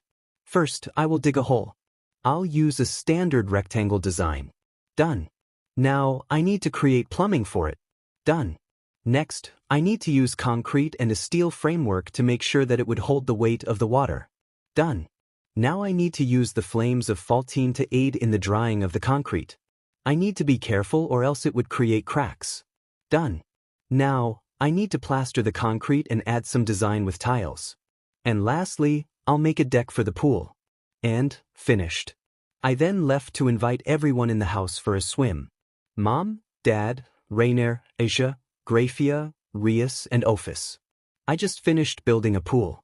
Do you guys want to go for a swim? I said. Really? That's great. But first, let's go out shopping for some swimsuits, Rainer said. Asia and my mom were excited, Rias as well. As for Grafia, if anyone else were to look at her, she would look neutral, but whenever she looks at me, she would have this look on her, and you would know that she was thinking of something, but it would disappear very quickly. By the way, where are Zenobia and Irina? They were here earlier, I asked. They left to buy clothes. I told them that if they are going to live in this house, they are going to wear proper clothes, not whatever it was they were wearing, Mom said. Whoever designed those combat clothes is interesting. If they wanted to make something that makes fighting easier, there are better ways than a tight-fitting whatever that is. Though they look nice wearing it, I said. Then my mom smacked me in the back of my head before she took the other girls as they were going out to buy some swimsuits, Office included. But before Rias left with my mother, she asked if she could invite her peerage. I agreed and asked her also to invite Sona and her peerage. 4 hours later. That's how long the girls took to buy one swimsuit each. I don't get why they take so long. They all look great in just about any swimsuit they wear. But what's done is done. Along the way to buy their swimsuit, my mom and the others met with Irina and Zinovia. Both were dragged into buying swimsuits. When the girls got back from shopping, they changed to their swimsuits and got ready to dive into the pool. That's when the doorbell rang. Sona and the others have arrived. They got changed too. Rainier, Asia and Grafia look great. I wanted to see Sona's swimsuit, but she is hiding it behind a towel. She is fine being in a small group, but bigger ones such as now, she started comparing herself with them. You girls look great. And Sona, why are you hiding behind a towel? I asked. It's just that I don't have the same figure as the others, Sona said. Looking at her peerage and Ria's peerage, she is on the small side. So what? You are appealing just the way you are. You don't have to hide just because you aren't as big as the others, I said. I do mean it. She looks appealing just the way she is. That was enough to make her drop the towel. Now come on. Let's go for a swim, I said. I then lifted her and ran towards the pool. Then I jumped in, Sona in hand. We made a big splash that caused those nearby to get wet. During the summer heat, everyone enjoyed the pool. Too bad that I couldn't build the pool outside in the backyard since it wasn't big enough. Some of the people decided to play water volleyball. Sona is quite a monster at water volleyball. Petite but strong. I like that. After swimming and playing games for a while, I decided to head to one of the pool chairs to rest. It was then that Zinovia approached me. Hyoudou Issei, Zinovia said. Hey, Zinovia. Are you enjoying your time? I asked. Yes, but I need your opinion. This is the first time I've worn a swimsuit. Does it look good on me? Zinovia asked. She then twirled around. Looks great, I replied. Good. Now, how about we talk about something important? Zinovia said. Oh, you're serious about what you said the other day? I said. Of course. And what better time than now since everyone is distracted? We can sneak out and return before anyone notices, Zinovia said. Sorry. Do you think that if we had a serious conversation, it wouldn't take long? That's funny. I said. What? But I read online that serious talks normally last 10 to 15 minutes. And the more complex ones around 30 minutes, Zinovia said. Yeah, that's true. But only for normal situations. I'm not exactly normal. The last time Rainier and I had a serious talk, it lasted for 4 hours, I explained to Zinovia. She then realized her mistake. So, you're saying we should do it when we have more time? If that's the case, I'll make some plans to have you alone for at least 2 hours, Zinovia said. She then dashed out of the pool area. Wait, Zinovia, that's not what I meant. I shouted. Everyone heard my shout and they looked at me. What? I was trying to tell her that she misunderstood what I was saying. I said to the people that were looking at me. At the end of the day, everyone returned to their abode, except for Sona. Mom wanted to talk to her. She found out that Sona was my fiancé when one of Sona's peerage members, Tomo, mentioned it to my mom. I don't know what they are talking about, but it's best to let her speak to Sona since I don't want to incur her wrath. Their talk lasted for an hour. Later at night, while watching TV, I felt teleportation magic activate in Rias's room. I also felt that the teleportation backfired. Whoever it was that tried to teleport inside the house will be in for a surprise. I don't know who it was, but I'm happy that they'll get the lesson they deserve for trying to sneak into the house. After 20 minutes of watching TV, I decided to go to my room. While heading to my room, I thought about the fun I had all day, and then I realized something. After seeing Grafia in her swimsuit, I saw her talk to Rainier and Asia, but I don't remember seeing her again. I tried to remember if she was with us when we played water volleyball or anywhere nearby. I don't remember seeing her. When I was about to open the door to my room, it opened, and I was pulled in. It turned out to be Grafia. Looking around the room, I noticed some unusual equipment on the bed. "I want you." Grafia whispered in my ear. Being called MSTR caught me off guard. I quickly regained my composure and asked Grafia a question. "Where is Rainier and Asia?" I asked. "I spoke to Rainier-sama and Asia-sama earlier. I asked them if they could give you and me some space tonight. Rainier-sama knew what I meant, but not Asia-sama. Nonetheless, they both agreed to let me have some alone time with you." "I'm sorry," Grafia said. Whenever she said the word "em," she had this stuck voice. "You know what? Let's do this," I said, deciding to go along with her plan. Since Grafia pulled me into the room, I didn't have time to put up a silencing spell. Everyone in the house heard everything. It was an interesting night for the entire household. A restless night.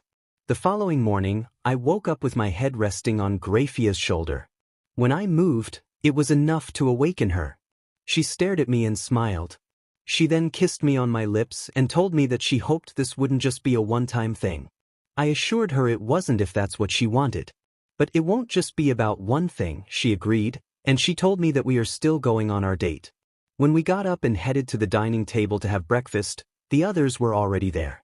One thing I noticed, everyone seemed to have dark circles under their eyes, and they were all avoiding eye contact with Grafia and me, except for Rainier, who was giving me a thumbs up, and Ophis, who was minding her own business eating a cake. I went towards Rainier and asked her a question. "Good morning, Rainier," I said and kissed her. "Good morning to you too," Rainier said. "Why is everybody avoiding eye contact with me? Is there something wrong?"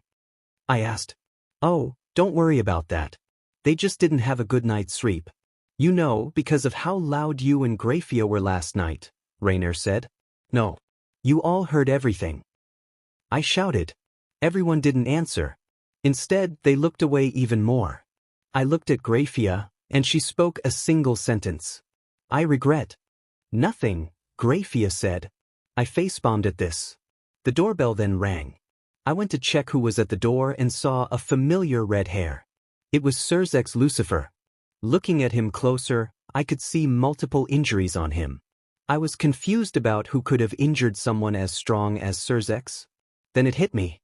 Last night, I felt someone trying to teleport inside Rias's room, but it backfired. I guess he didn't stop trying. "Can I help you?" I asked.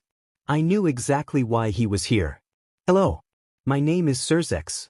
I'm here to meet with my little sister, Rias Gremory," Surzex said.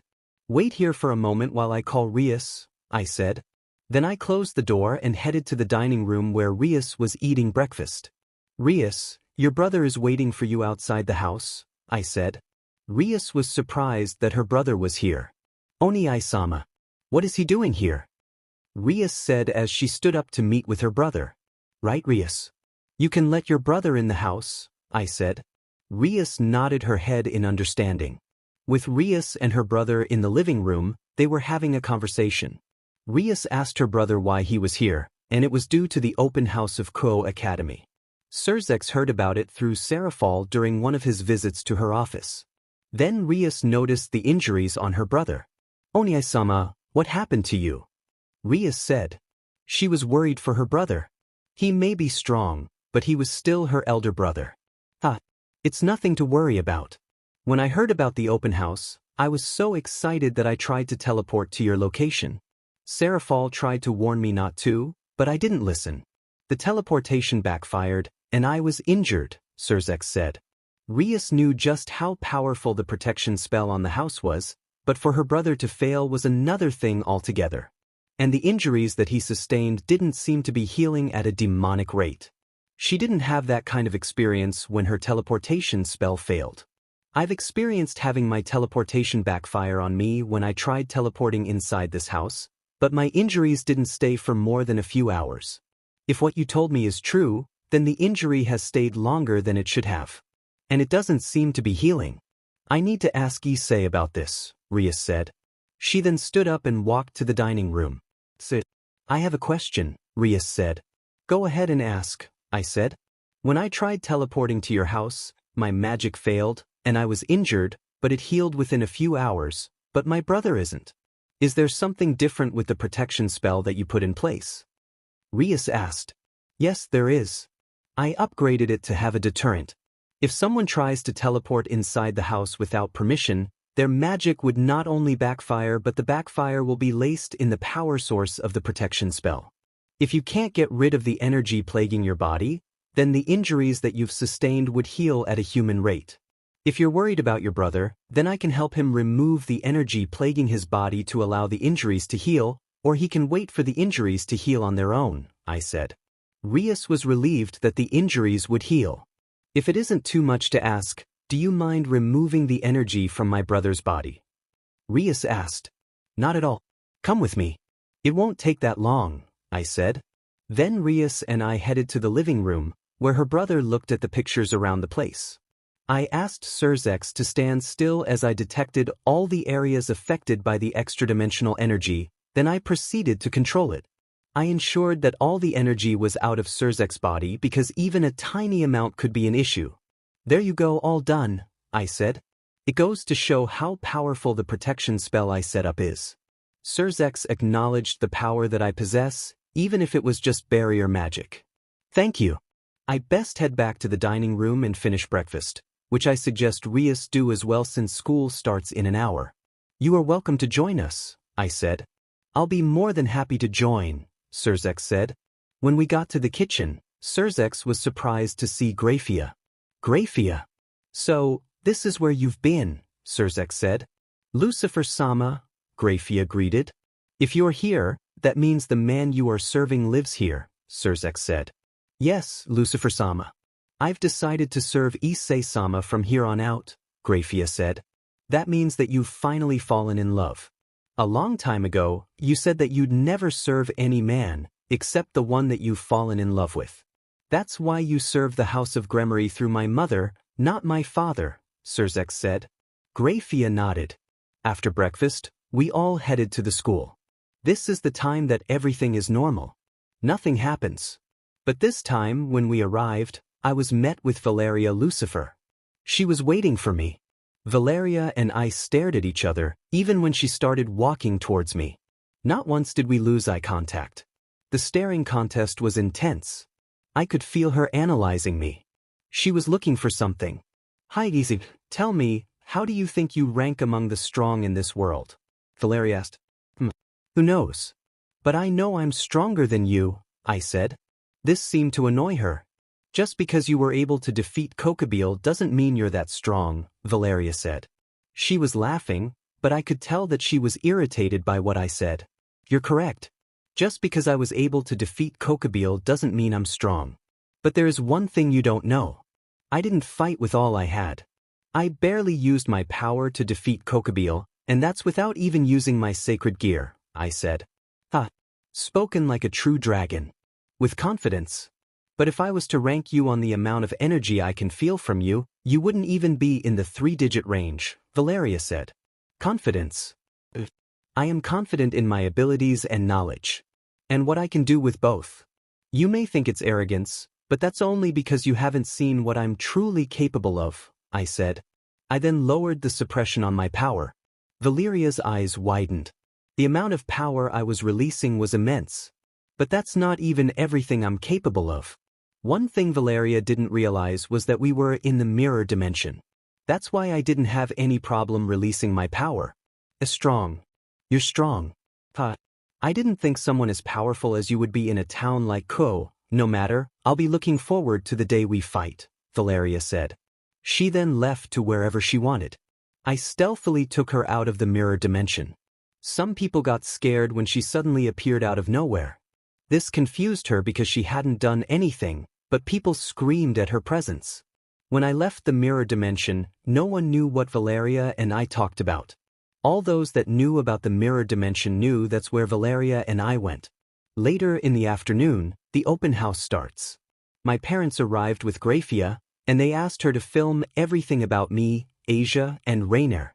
The moment they arrived, a lot of students, both male and female, were checking Grafia out. I then made eye contact with Grafia, and she smiled. This made people go crazy. But when I made eye contact with my parents, they still wouldn't look me in the eye. Hyoudou Issei. Since when did your family get a maid? Ika asked. Grafia has been with us for a while now. Why do you ask? I replied. I was just curious since she looks like a person that came out of one of your magazines, Kiryu said. No way. She's so much better than them. I mean, have you seen her? Look at her. I said. There is no comparing them. You don't have to be so intense about it. Not like you're dating her anyway, Ika said. Not dating her. Sure. I rolled my eyes at her words. When our English teacher arrived, he asked the parents to come in and stand in the back of the class to observe their children. For today's English class, use the clay that will be passed out to make whatever you want. You can make an animal, a person, a house, anything is fine.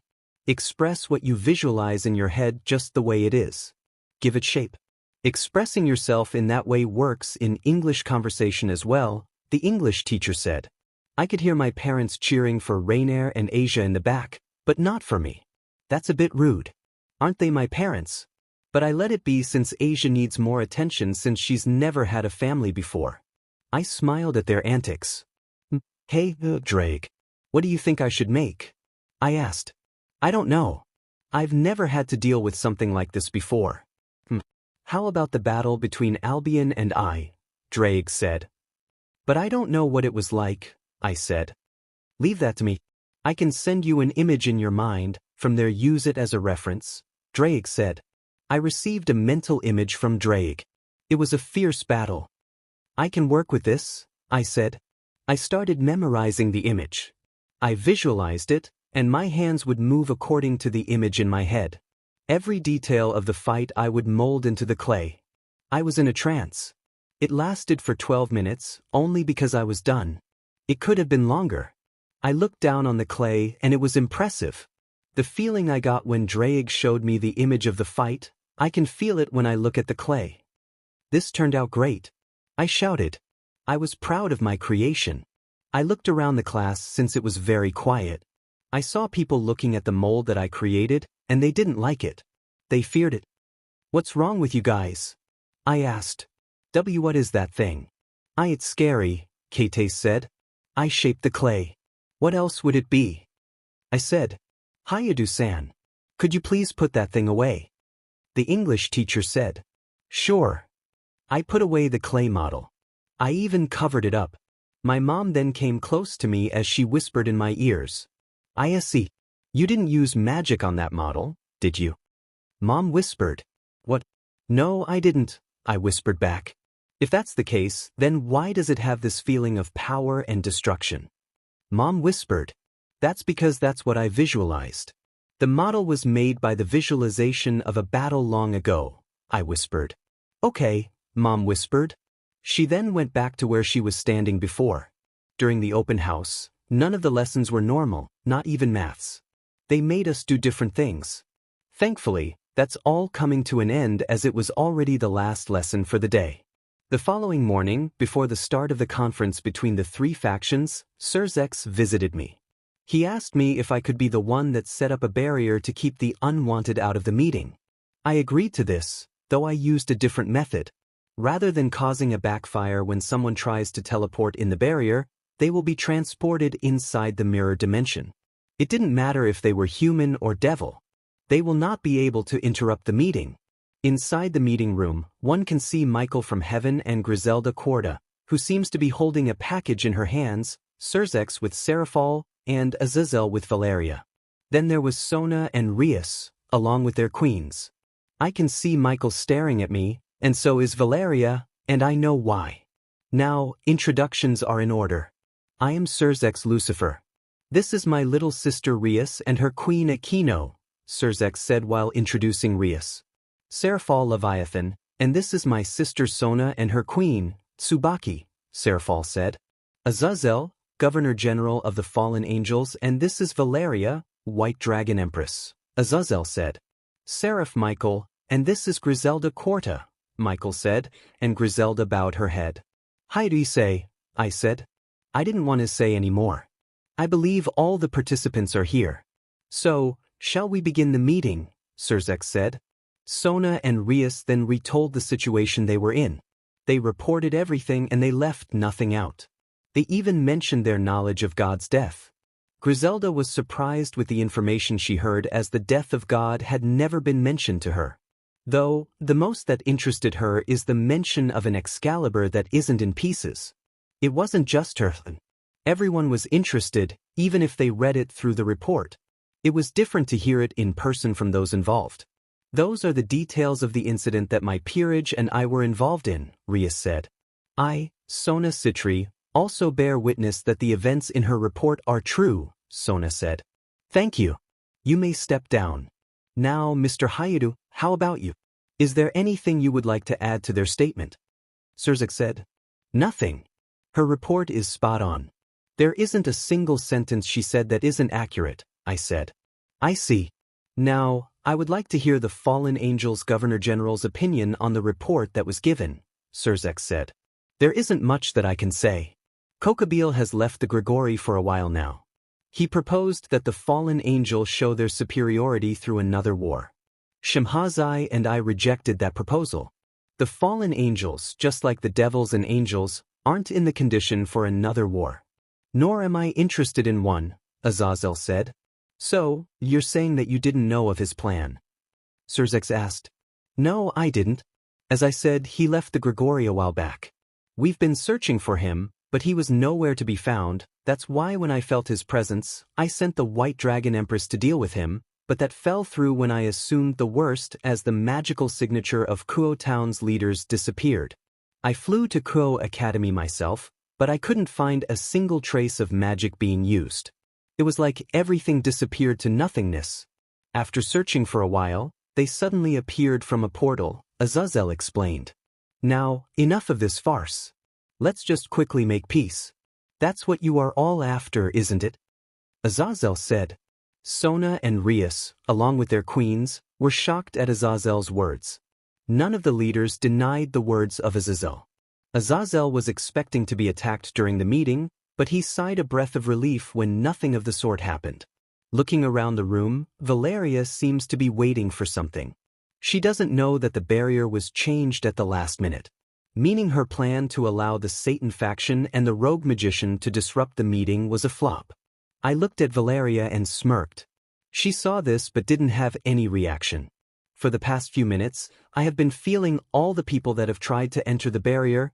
None of them can pass through the correct way, and they are stuck in the mirror dimension, which includes Kateria Leviathan. Are you okay there, Governor General? Were you expecting something? I asked. Everything is fine. And yes, I was expecting a new group that has recently emerged to attack this meeting, as they don't believe in the peace of our three races. They are called Chaos Brigade, Azazel said. Your assumptions are correct. Did, in fact, try to infiltrate, but thanks to my barrier, they failed and fell for the trap. They should be spending some time in the mirror dimension, I said. The mirror dimension.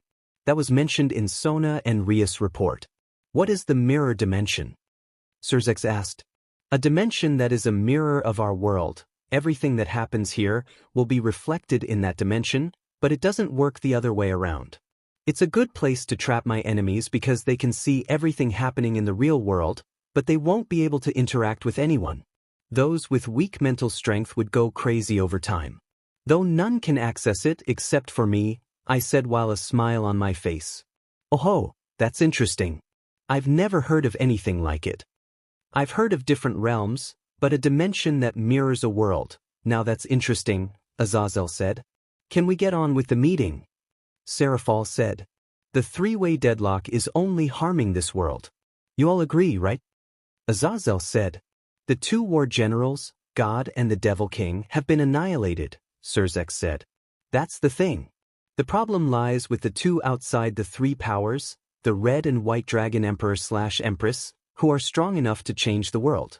I have found the White Dragon Empress, but not the Red.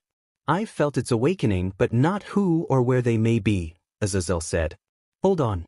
Azazel, you said that you felt the boosted gear awaken here in Kuo, Rias said. That's right. But after that, who knows where the wielder may be? I haven't felt its power since the awakening. There is no telling if the person stayed in Kuo or they left, Azazel said. Oh, you don't have to look for him because he is here with us, I said. Oh ho, you know who the Red Dragon Emperor/Empress is? Azazel asked. Of course. Isn't he speaking with you now? I said with a smile on my face. Sona, Rias, and the other people were surprised to hear what I said. I knew there was something about you the moment we met. Albion was feeling the same, but he couldn't sense Drake, just that his blood boils when he looks at you, Valeria said. Then she thought of something. Hold on a minute. But you aren't human or at least half human. How could you have the boosted gear? Valeria said. Oh, but I was human. It hasn't been long since I was turned into a dragon, I said. Turned?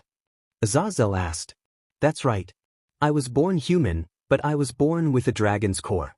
Thanks to a certain somebody, I was turned into a humanoid dragon, I said.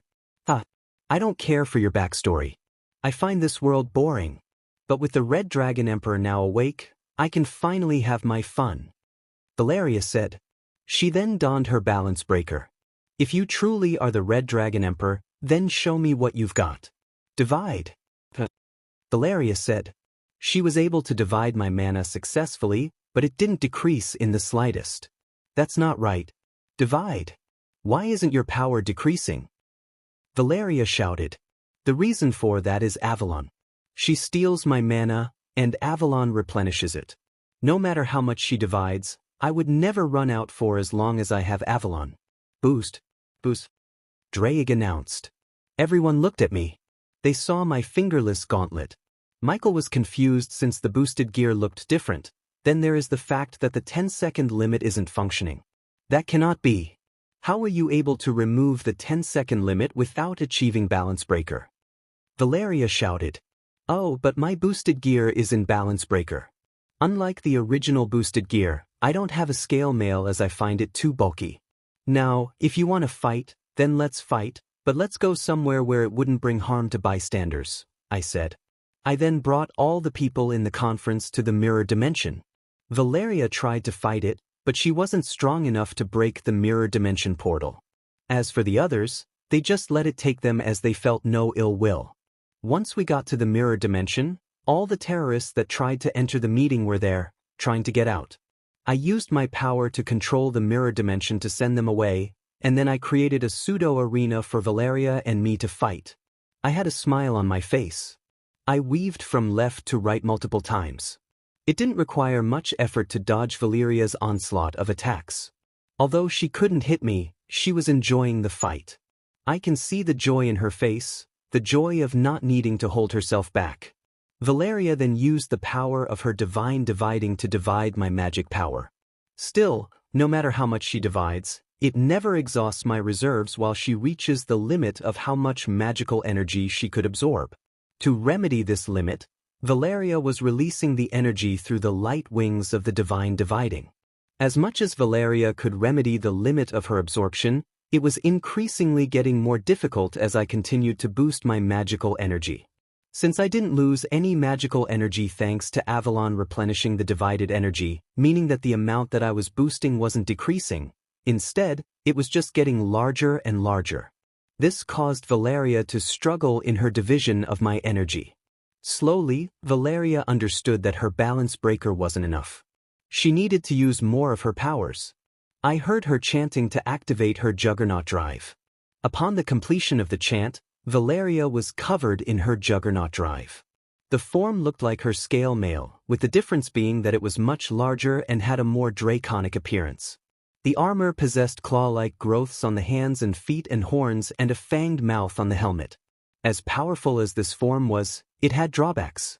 The Juggernaut drive was massive in size, which meant that it had a more challenging time fighting me, who was small and nimble. I was having my fair share of fun with this fight. Every time I dodged her arm, I would appear in her face and kick her. This caused Valeria to be irritated and contributed to the speed of her sanity lowering in the Juggernaut form. With one last kick, I caused Valeria to go out of control, and she lost control. With that, it was my cue to finish this fight. I attacked Valeria so she would follow me in the air.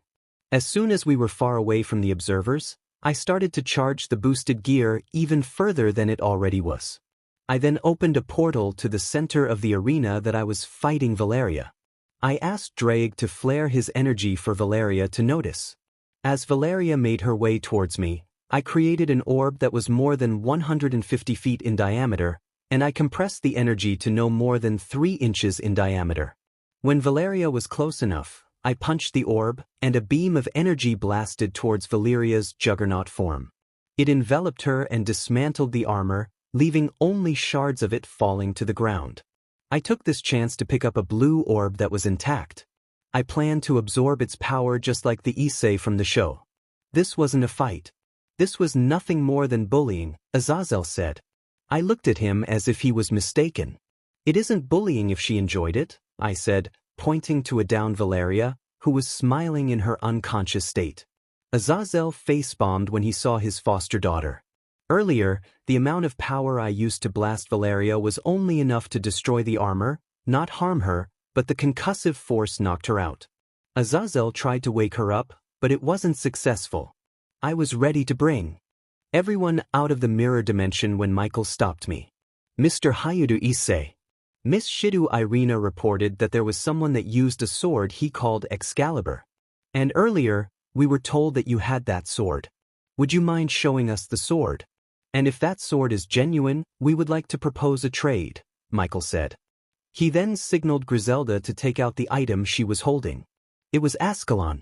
When I saw the blade, I was ready to feel my dragon instincts telling me to back off, but that didn't happen.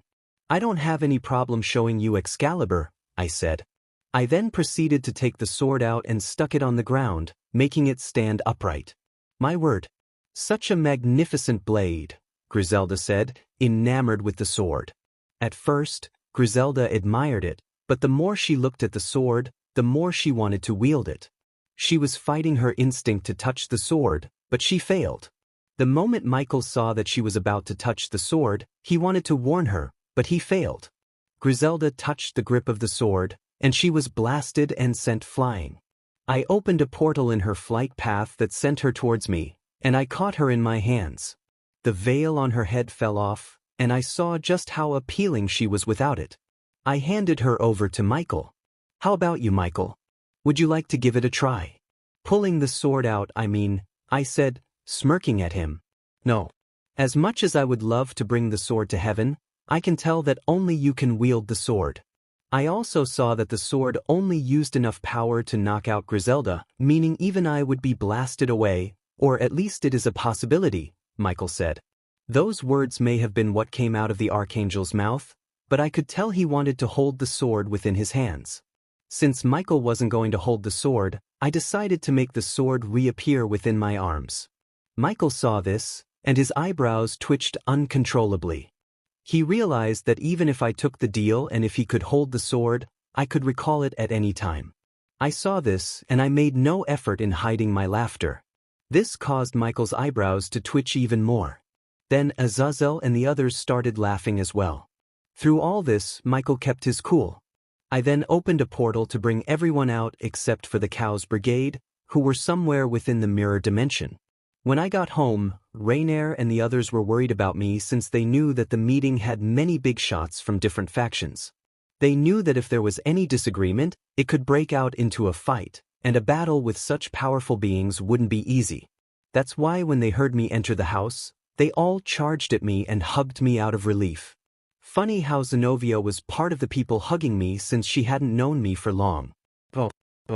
I know you're all worried about me, but you need to ease up with the hug, I said. It wasn't that it was hurting me, no, not at all, but I wanted to stand up as I fell when they all tackled me for a hug. So, how was the meeting? Mom asked. It went well, for the most part. A group of terrorists that wanted to keep the current status quo as is tried to attack the meeting, but due to my barrier, they were unsuccessful, I said. What group are you talking about? Rainier asked. Cows Brigade, I replied. I've never heard of such a group. What exactly did they want? Rainier asked. As their name implied, chaos is what they are after. Though originally founded to create an opposing force to the growing alliances of mythologies, The Cows Brigade was built as a cooperation between the fallen angel, devil, and magician. At some point, it was handed to Ophis, whose purpose was removing Great Red from the dimensional gap, but the real leader is Rizavim Levon Lucifer, along with Euclid Lucifuge as his right-hand man, I said. Graphia was shocked to hear this. For a long time, she believed that her brother was dead. So, he's been alive this whole time. What has he been doing? Graphia said. Serving the Lucifers, of course, I said. He's still holding on to his loyalty to the Lucifers. I would expect nothing less from him, Graphia said. She knew just how fanatic her brother was when it came to his loyalty to the Lucifers. For now, she ignored it, but when the day they met, it wasn't going to be a friendly reunion, and Graphia knows that. I was in the mirror dimension. What I was about to do was something risky. I planned to integrate with the crystal of the divine dividing. I knew that it was possible since the Issei from the show could achieve it, but even then, it was a show. I took out the light blue orb and activated my boosted gear. Partner, are you sure you want to do this? You are plenty strong now, and you don't have to do something this dangerous, Drake said. He was worried about me since the boosted gear and divine dividing can be said to be the opposite of one another. But even so, two opposites can be brought to harmony, just like yin and yang. I'm sure, Drake. Besides, I already told you before that there are worlds out there that have beings more powerful than here on Earth, I said. I can trust in the existence of other worlds, but to be stronger than the true dragon, that's another thing. I'll believe it when I see it, Drake said. Believe me, Drake. It's best if we don't ever encounter them, I said. I know what the people of EXE are capable of. They aren't someone I want to meet right now. I continued what I was doing earlier. I started absorbing the power of the divine dividing. I was feeling it all over my body, the pain that is. It hurt. The process took over an hour for me to absorb. Symbols appeared on my gauntlets. It was light blue and quite prominent since my gauntlets were red. What the heck? Why did it take so long to absorb? I thought that it would only take a maximum of 5 minutes, I shouted due to the pain I was feeling. What made you think it wouldn't take long? You have to remember that Albion and I were powerful enough to cause all the faction leaders to band together to defeat. Absorbing our power isn't that simple, Drake said. It made sense. That makes sense. I mean, to be able to absorb such power wouldn't be simple. I don't know. I just thought that I would be able to do it quickly, I said. Sometimes I still forget that this is no longer a show. After absorbing Albion's power, I left the mirror dimension. I was spending the day with everyone in the house. Zenobia and Irina discussed something to do with me, but I ignored it. Graphia and Asia were in the kitchen with my mother making lunch for everyone. Rainier was with Ophis. She was trying to feed the infinite dragon god, but it was an utter failure as Ophis wouldn't allow anyone to feed her but me. As for Dad and I, we made plans for the restaurant that my parents wanted to open. So, what do you think the name of the restaurant should be? Dad asked. I thought for a minute, but I couldn't think of anything. I kept thinking until I remembered the name of the cafe on the show. It was called Cafe CXC, so why not name the restaurant Diner DxD? What do you think of the name Diner DxD? I asked. My dad was thinking over the name, but in the end, he liked it. Not a bad name. Maybe we can even put a cafe next to the restaurant and call it Cafe CXC, Dad said. I found that funny. I don't remember who opened Cafe CXC in the LN, but I'm sorry for that person since now, it will belong to my family. After school the following morning, I laughed hard because Rias now has to deal with Azazel. While I was laughing, Sona told me that she wanted to meet and speak with me. I followed her to the stucco room, and she asked everyone to leave the room for a moment. So, what did you want to tell me? I asked. During the upcoming break, my peerage and I are heading to the underworld. I thought I would invite you to meet with my parents. Sona said with a blush. Meeting with parents even in the underworld is a big deal and a sign of something serious. Are you sure about this? I don't mind coming to the underworld with you, but are you going to introduce me to your parents as your fiancé? I asked. I am. I would like them to meet you and accept you as not just a candidate but as my official fiancé, Sona said. That's a big step. All right, I'll come with you to the underworld, I said. I know that her parents may not like me since I am considered human. I know that Sona wouldn't care if I'm human, but her parents might. Thank you for doing this, Sona said. Hey, I am your fiancé. Something like this isn't that hard to do. By the way, my mom has been asking me to ask you to come over. When do you have free time? I asked. I have free time tomorrow. Will that work? Sona said. That'll do, I said. By the way, partner, you haven't told this devil that you are now in a relationship with that Grafia girl. Are you ever going to tell her? Drake asked. Of course, I'm going to tell her. That's one of the reasons I wanted her to come over to the house. Although my mom has been asking me to invite Sona, I also wanted to invite her to explain my current relationships, I said. After meeting with Sona, I made my way home since it was already the end of the day. Once I got home, I was greeted by Asia and Rainier that arrived before me since I told them that I was meeting with Sona. Grafia also greeted me and asked if I wanted to take a bath or relax. Rainier was amused, but not at Grafia, but because she didn't think of the line herself. She told herself that she would use that line in the future. A few hours later, Rainier and I were talking. So, can I ask you a question? Rainier asked. Sure, I said. What are your plans for the future? I know that you don't have a grand ambition like other people with power, but I want to know if you do have a plan, Rainier asked. For the future? I don't have much of a plan. I just want to spend my life surrounded by the people I love. Whether it's my parents, you, Asia, Grafia, and the others that I may love in my life. I don't want any more than that for my future. But I also know that people of power can change the world. If that's the case, then I'll try and change the world for the better, but it won't be my main goal, nor will it be my focus, I said. As much as I want the world to be better, I don't want that as my main goal. In my previous life, I didn't have much of a life, and if my main goal is to protect the world, then in this life, I probably won't have much of a life again as protecting the world isn't that simple.